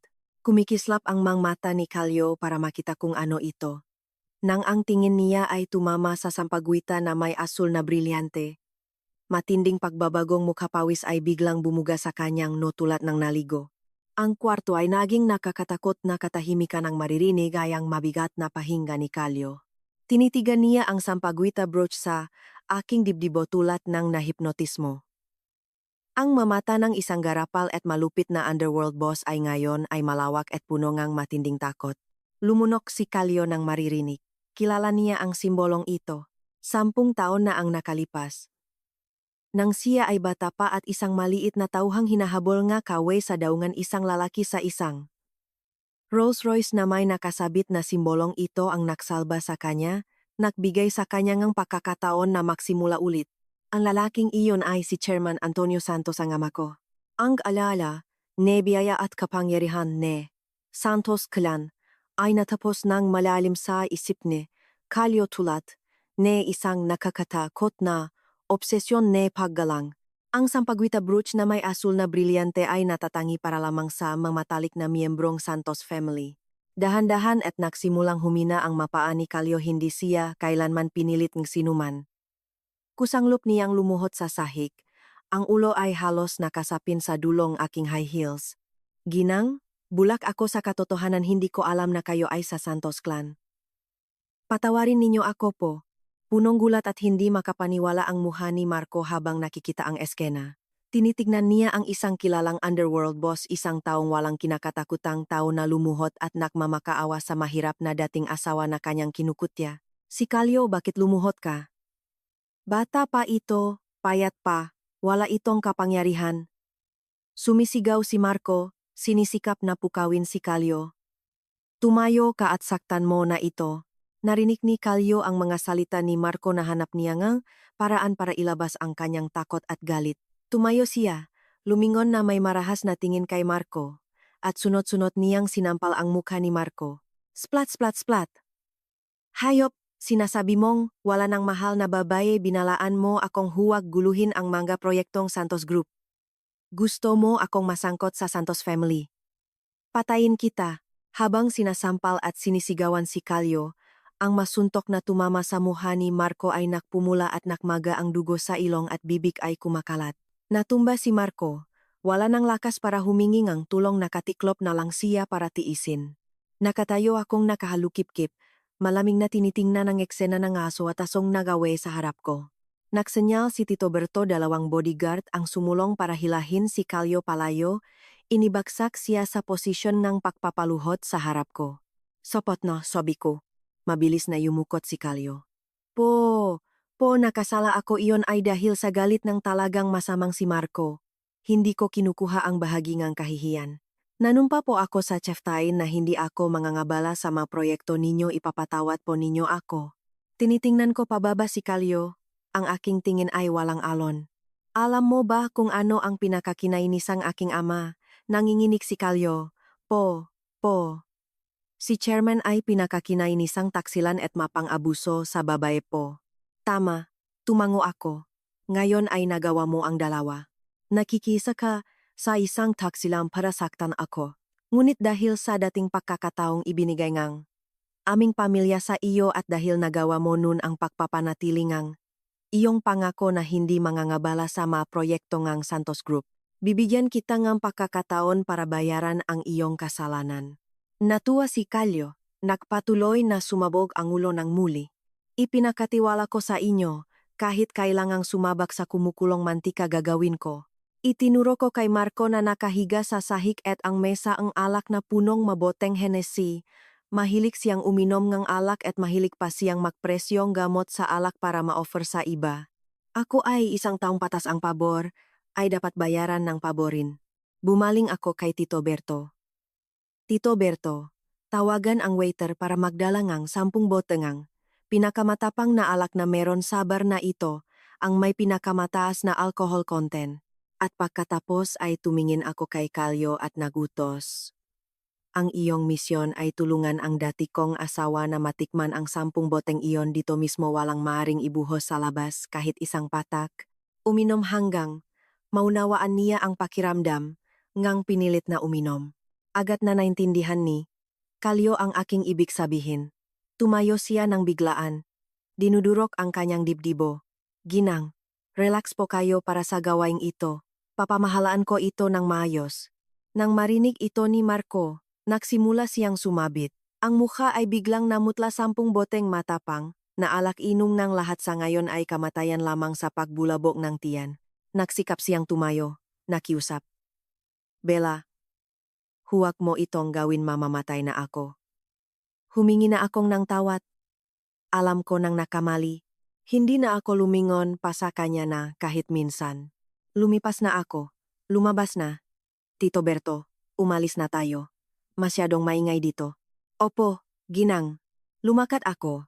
Iniwan sa likuran ang mga pagsisigaw ni Marco at ang pagsisimula ng utos ni Kalyo. Umupo ako sa sasakyan, ang Rolls Royce ay mahinahon na tumalagos sa mga kalsadang lungsot ng gabi, maliwanag ang mailaw at kumikinang.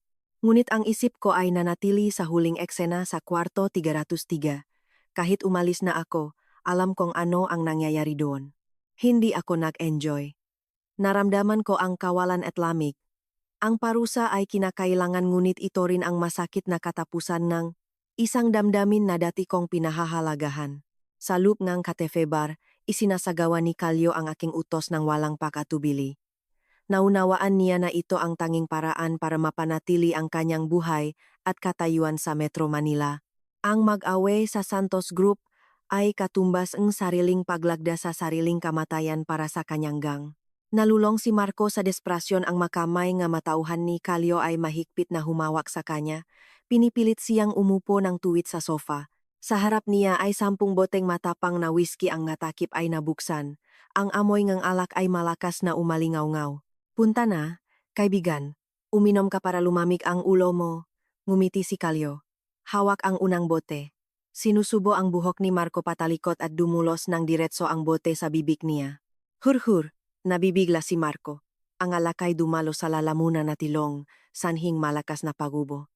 Ngunit si Kalyo ay hindi huminto. Hinikpit niya ang mapisngi ni Marco, pinipilit siyang lumunok. Ang maanghang na likido ay tulad ng apoy na nagsusunog ng tiyan. Isang bote nawasak ang isip ni Marco. Ang nga mata ay nagsimulang gumalaw. Nagsuka siya ng malakas ang mabaho at masim na likido ay halong ngalak at acids ng tiyan. Lumiha ng kasuklam-suklam na eksena. Huwag sayangin ang magandang whisky, ngumisi si Kalyo, hawak ang ikalawang bote. Sinabing ginang na huwag ibuhos sa labas kahit isang patak. Nagsenyal si Kalyo sa matauhan niya para itaas ang balikat ni Marco. Ipinagpatuloy ang pangalawa at ikatlong bote. Nagpapadapa si Marco ng walang pag-asa ngunit ang lakas ng isang lalaking bisyo at walang tiwala sa sarili ay walang laban sa mga profesional na tauhan ng galing sa underworld. Umiyak siya. Ang luha ay nagahaluan ng alak na dumadaloy sa kanyang lig at damit na nabasa. Bella, patawarin mo ako, alam ko na akong nakamali. Nagiyak-iyak si Marco sa gitna ng kaniyang pakakatumbang ngunit walang nakinig at walang nakmalasakit. Sa ikalimang bote, si Marco ay mahinang-mahinain na tulad ng isang pinaksalang saging.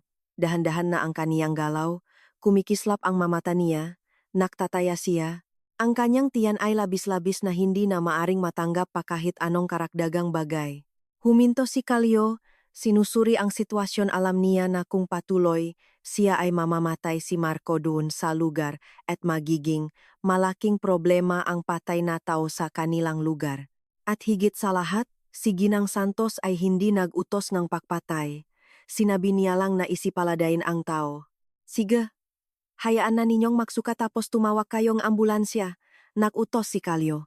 Pinakawalan nga tauhan ang makamay ni Marco, bumaksak si Marco sa sahi. Nawalan ng malay.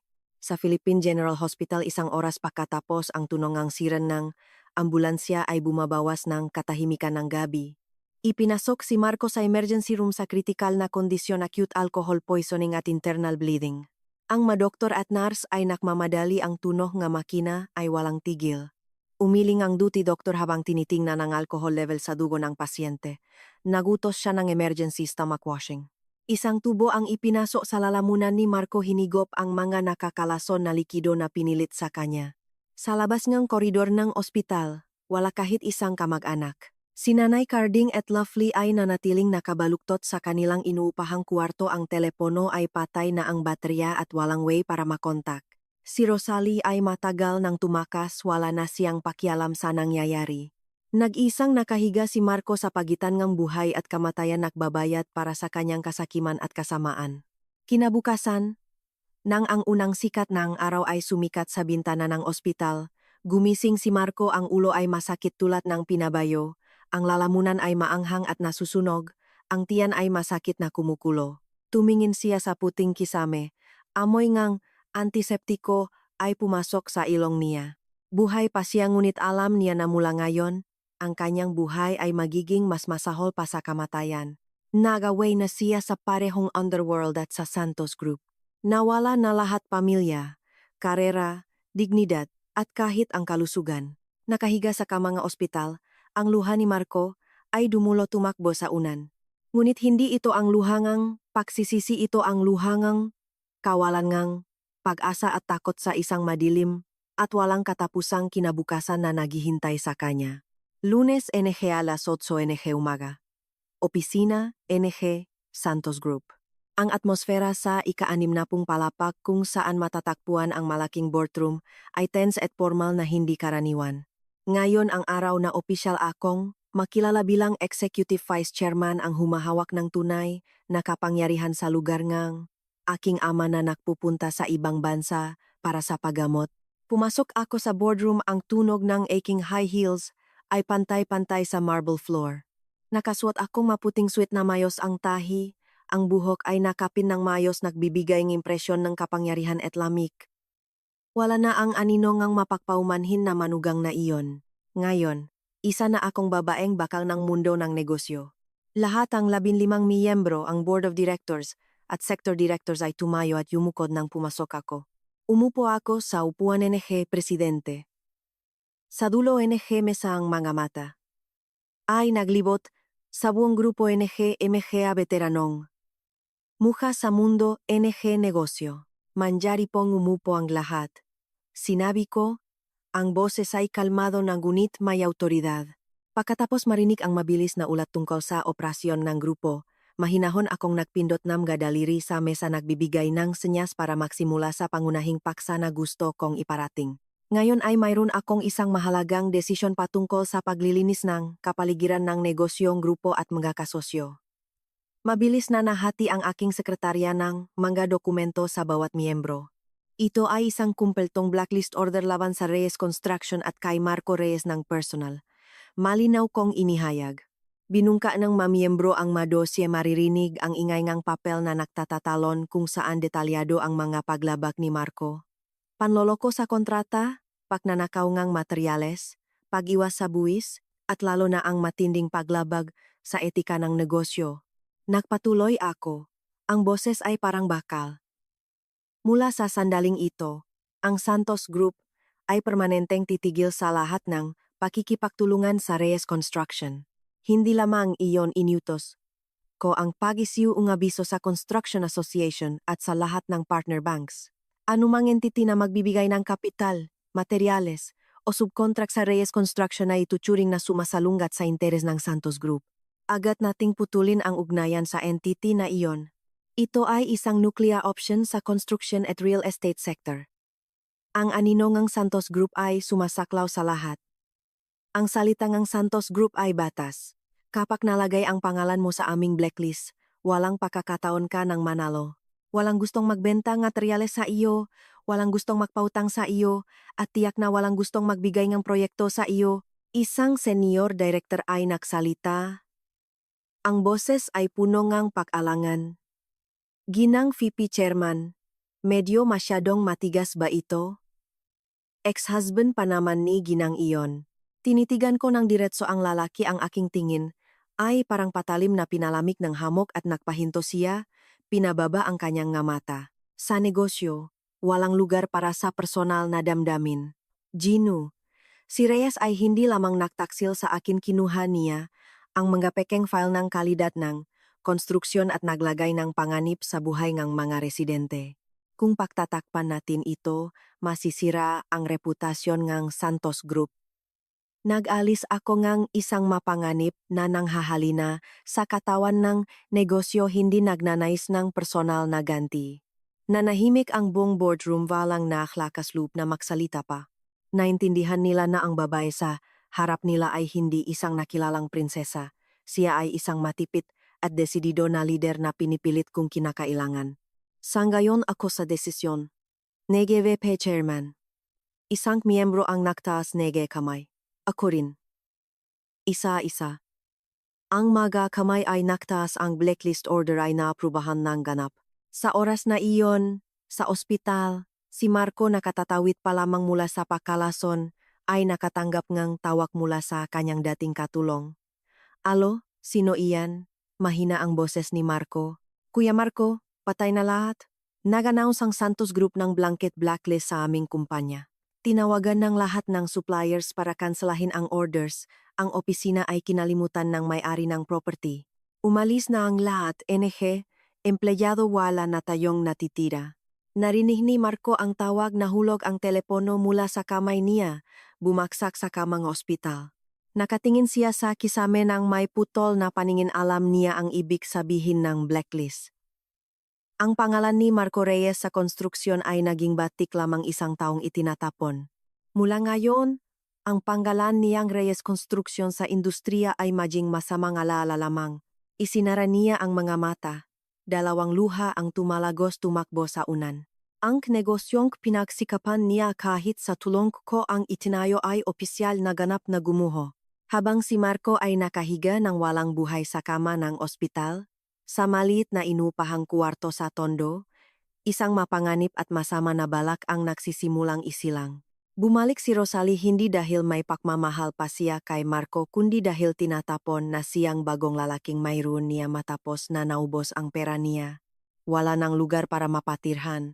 Kailangan ni Rosalie na bumalik sa masamang sulok na ito kasama ang matinding put kay Isabela. Inakala niyang si Isabela ang dahilan gapakawinalang ang lahat niya. Tinitingnan ni Rosalie si Nanay Carding na nakaupo ng nakayuko sa sulok, kumakain ng instant noodles na malamig na. Nakahiga naman si Lovely sa pagtatype nga, reklamo sa Facebook, nagre-reklamo tungkol sa pagtaboy nga, makaibigan sa social media. Ate Carding, gusto ba ninyong mabawi ang lahat ng nawala? Umupo si Rosalie sa tabi ni Nanay Carding, bumubulong ng may mapanlinlang na tono.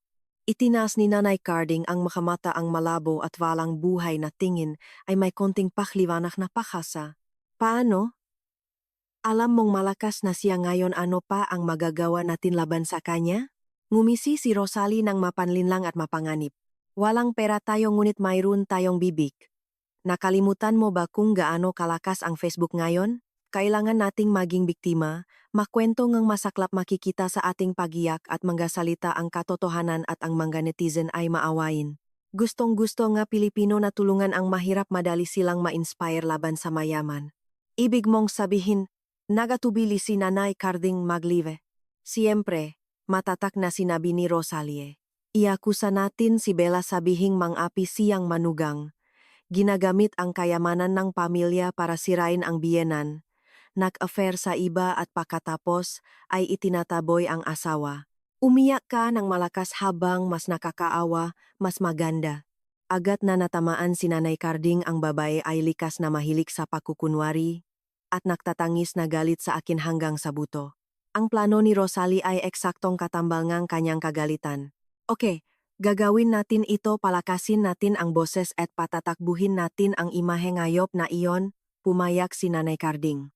Okay, gagawin natin ito, at si Lovely ay mabilis na nakisa. Sasama ako, magpapagawa kami ng maraming netizen na aberya sa page niya.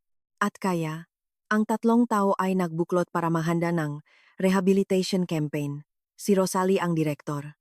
Pinilit niya si Nanay Carding na magsuot ng pinakatater na damit, naglagay ng konting gray makeup sa muka para mukhang maputla at payat. Iniayos niya ang inupahang kwarto para mas mukhang makalat at masama para palakasin ang dramatismo. Si Lovely naman ay binigyan ng responsibilidad na hawak ang kamera at basahin ang mga komento para masulyapan ang ina. Nang gabing iyon, sa gintong oras ng social media, ang Facebook account ni Lovely ay nagsimulang maglive.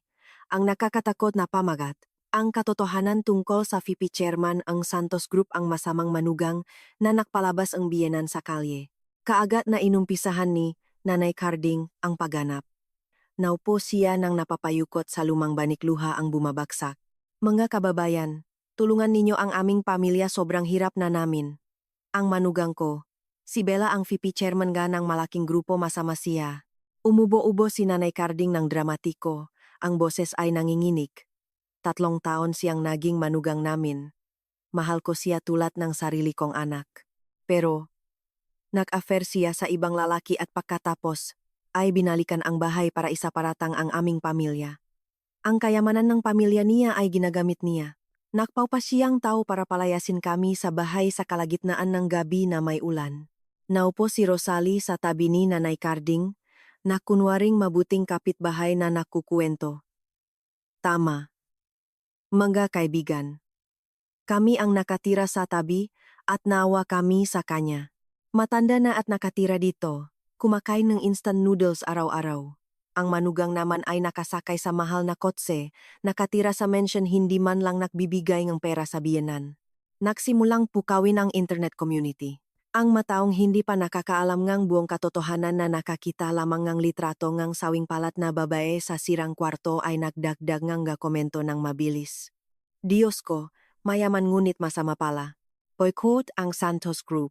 Ang mamanugang ngayon ay talagang walang galang ganitong awa ang mayroon sa biyenan, paano pa?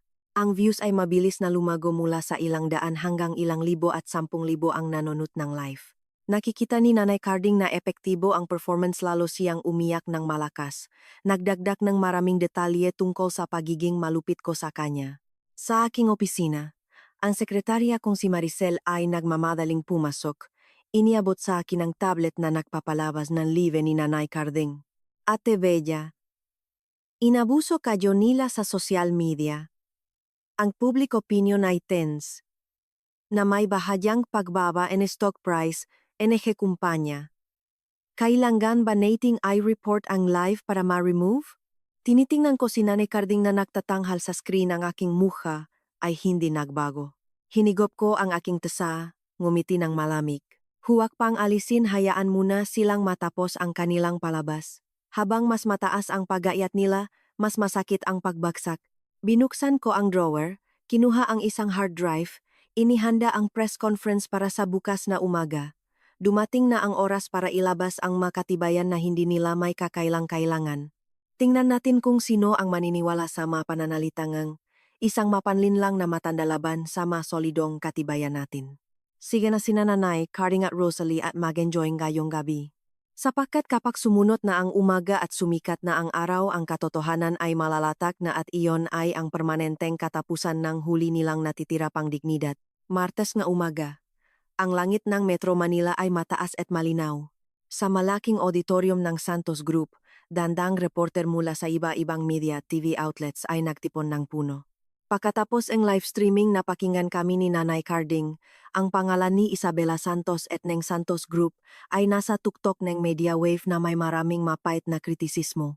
Lumabas ako sa entablado sa isang kapangyarihang asul-itim na suitang muka ay kalmado ng hindi karaniwan.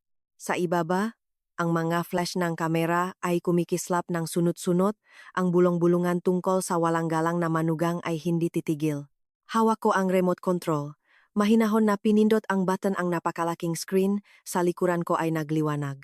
Sa lahat ng kinikilala at mga kinatawa ng media, ang aking boses ay malinaw at tumatagos sa buong auditorium.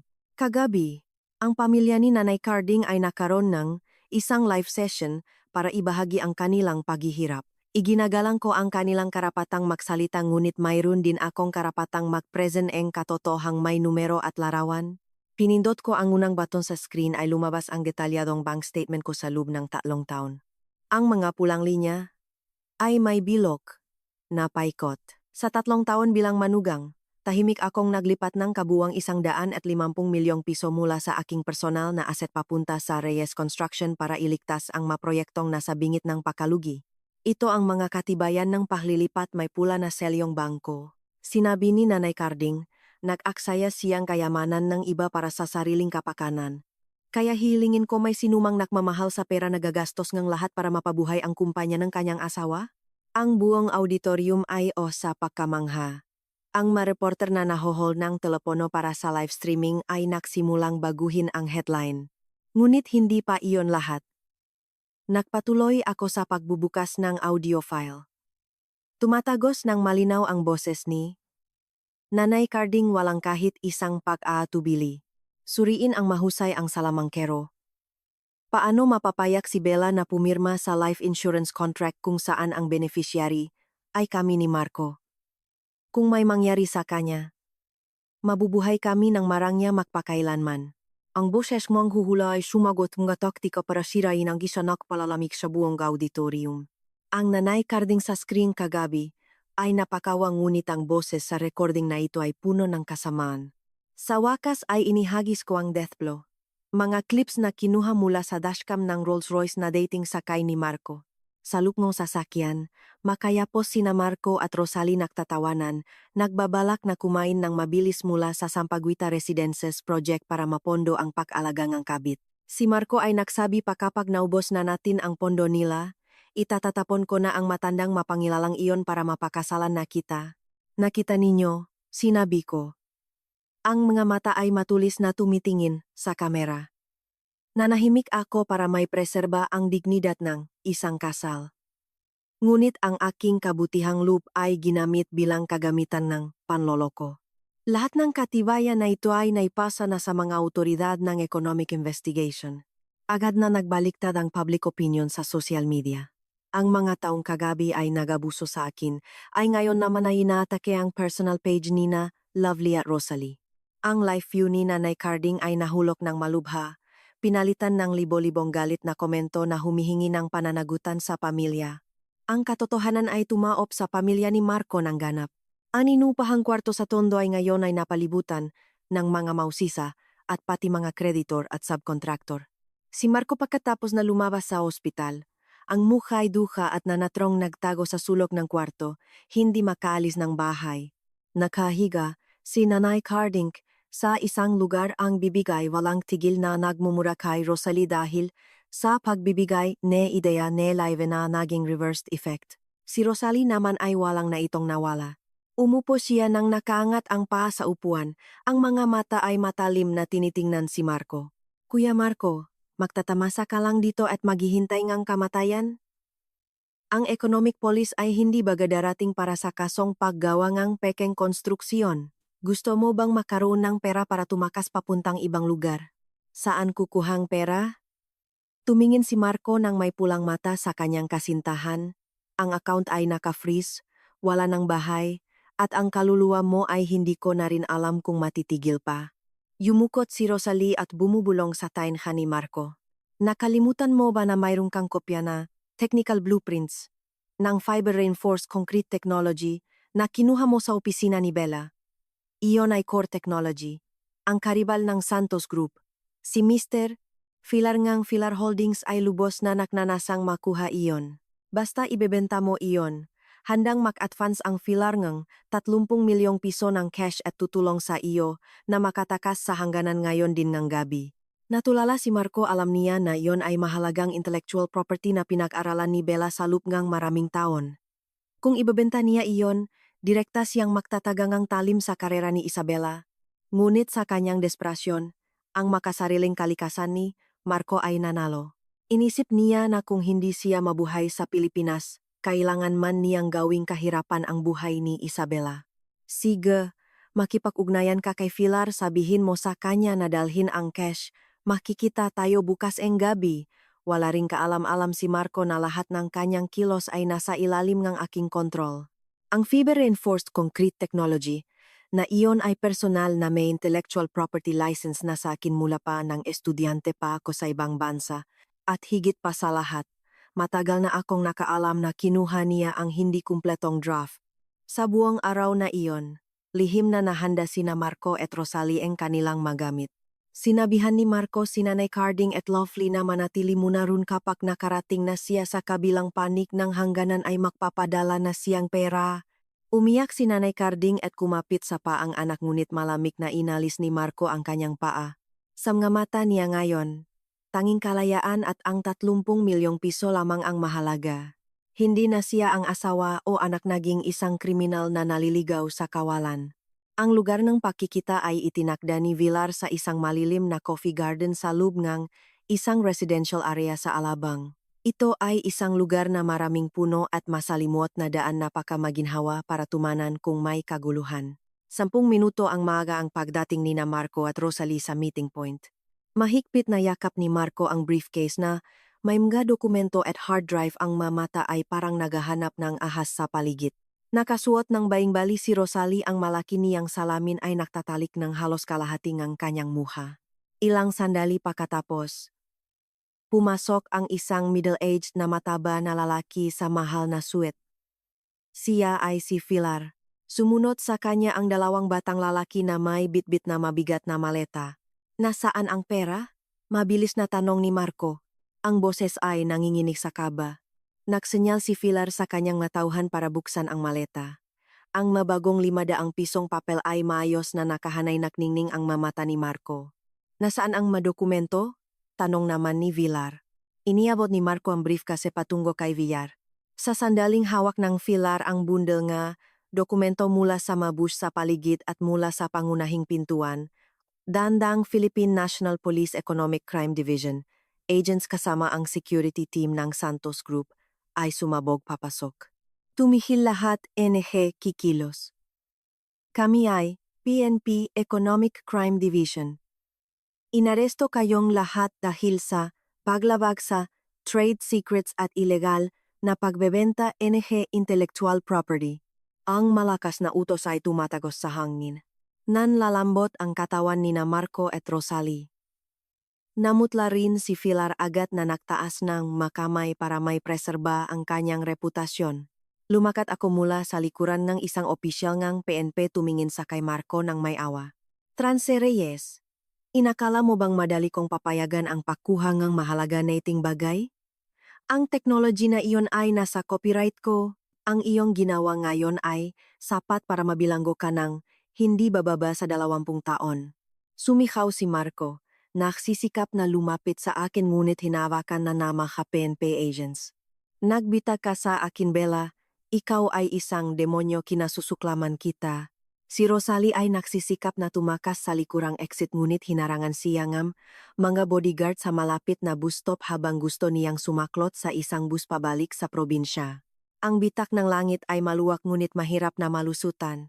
Ang kanilang kataksilan at kasakiman ay sa huli ay nakdala sa kanila sa katapusang dapat nilang matanggap. Ang eksena ni Marco na dinala-dala sa pulis van sa ilalim, nay dilaw na liwanag, nay coffee garden, ay nagpapahintulot sa akin na huminga ng maluwag. Isang madilim na kabanata ngang aking buhay ay sarado na dahil sa sariling makrimen ngang taong dating tinatawa ko na asawa.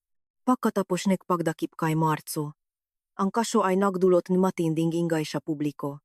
Gayunman, dahil sa interbensyon nga, isang grupong nga, abogado na inupahan ni Rosalie nang maaga gamit ang kanyang lihim na itim na pondo, si Marco ay pinayagan sa labas.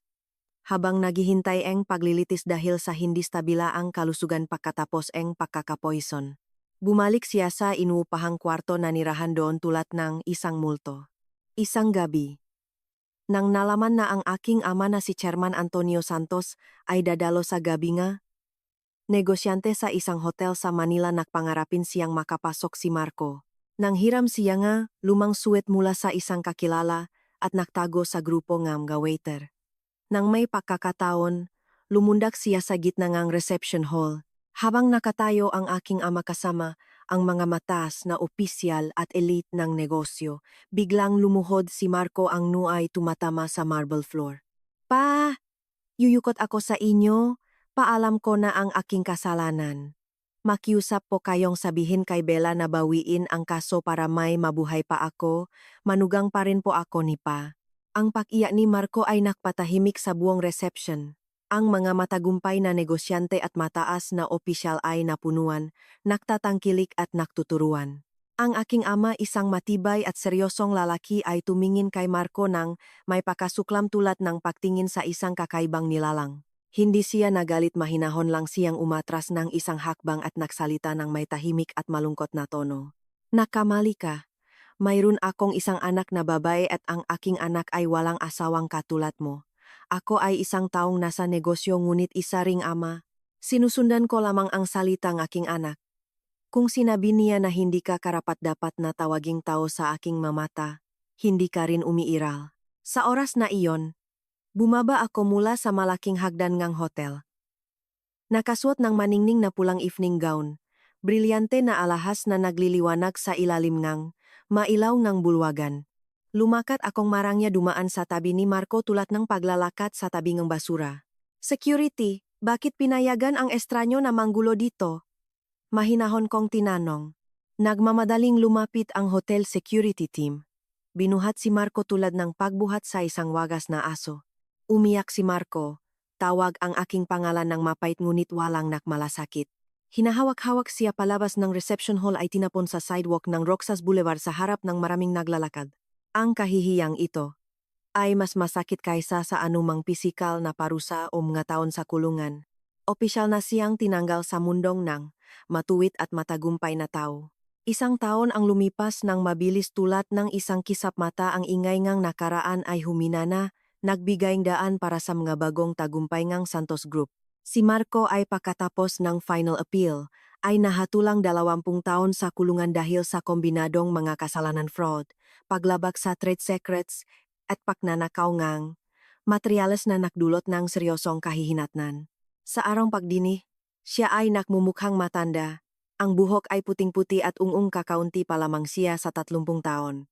Si Rosalie ay hindi rin nakaligtas sa batas na hatulan ng 12 taon para sa pagiging kasapwat.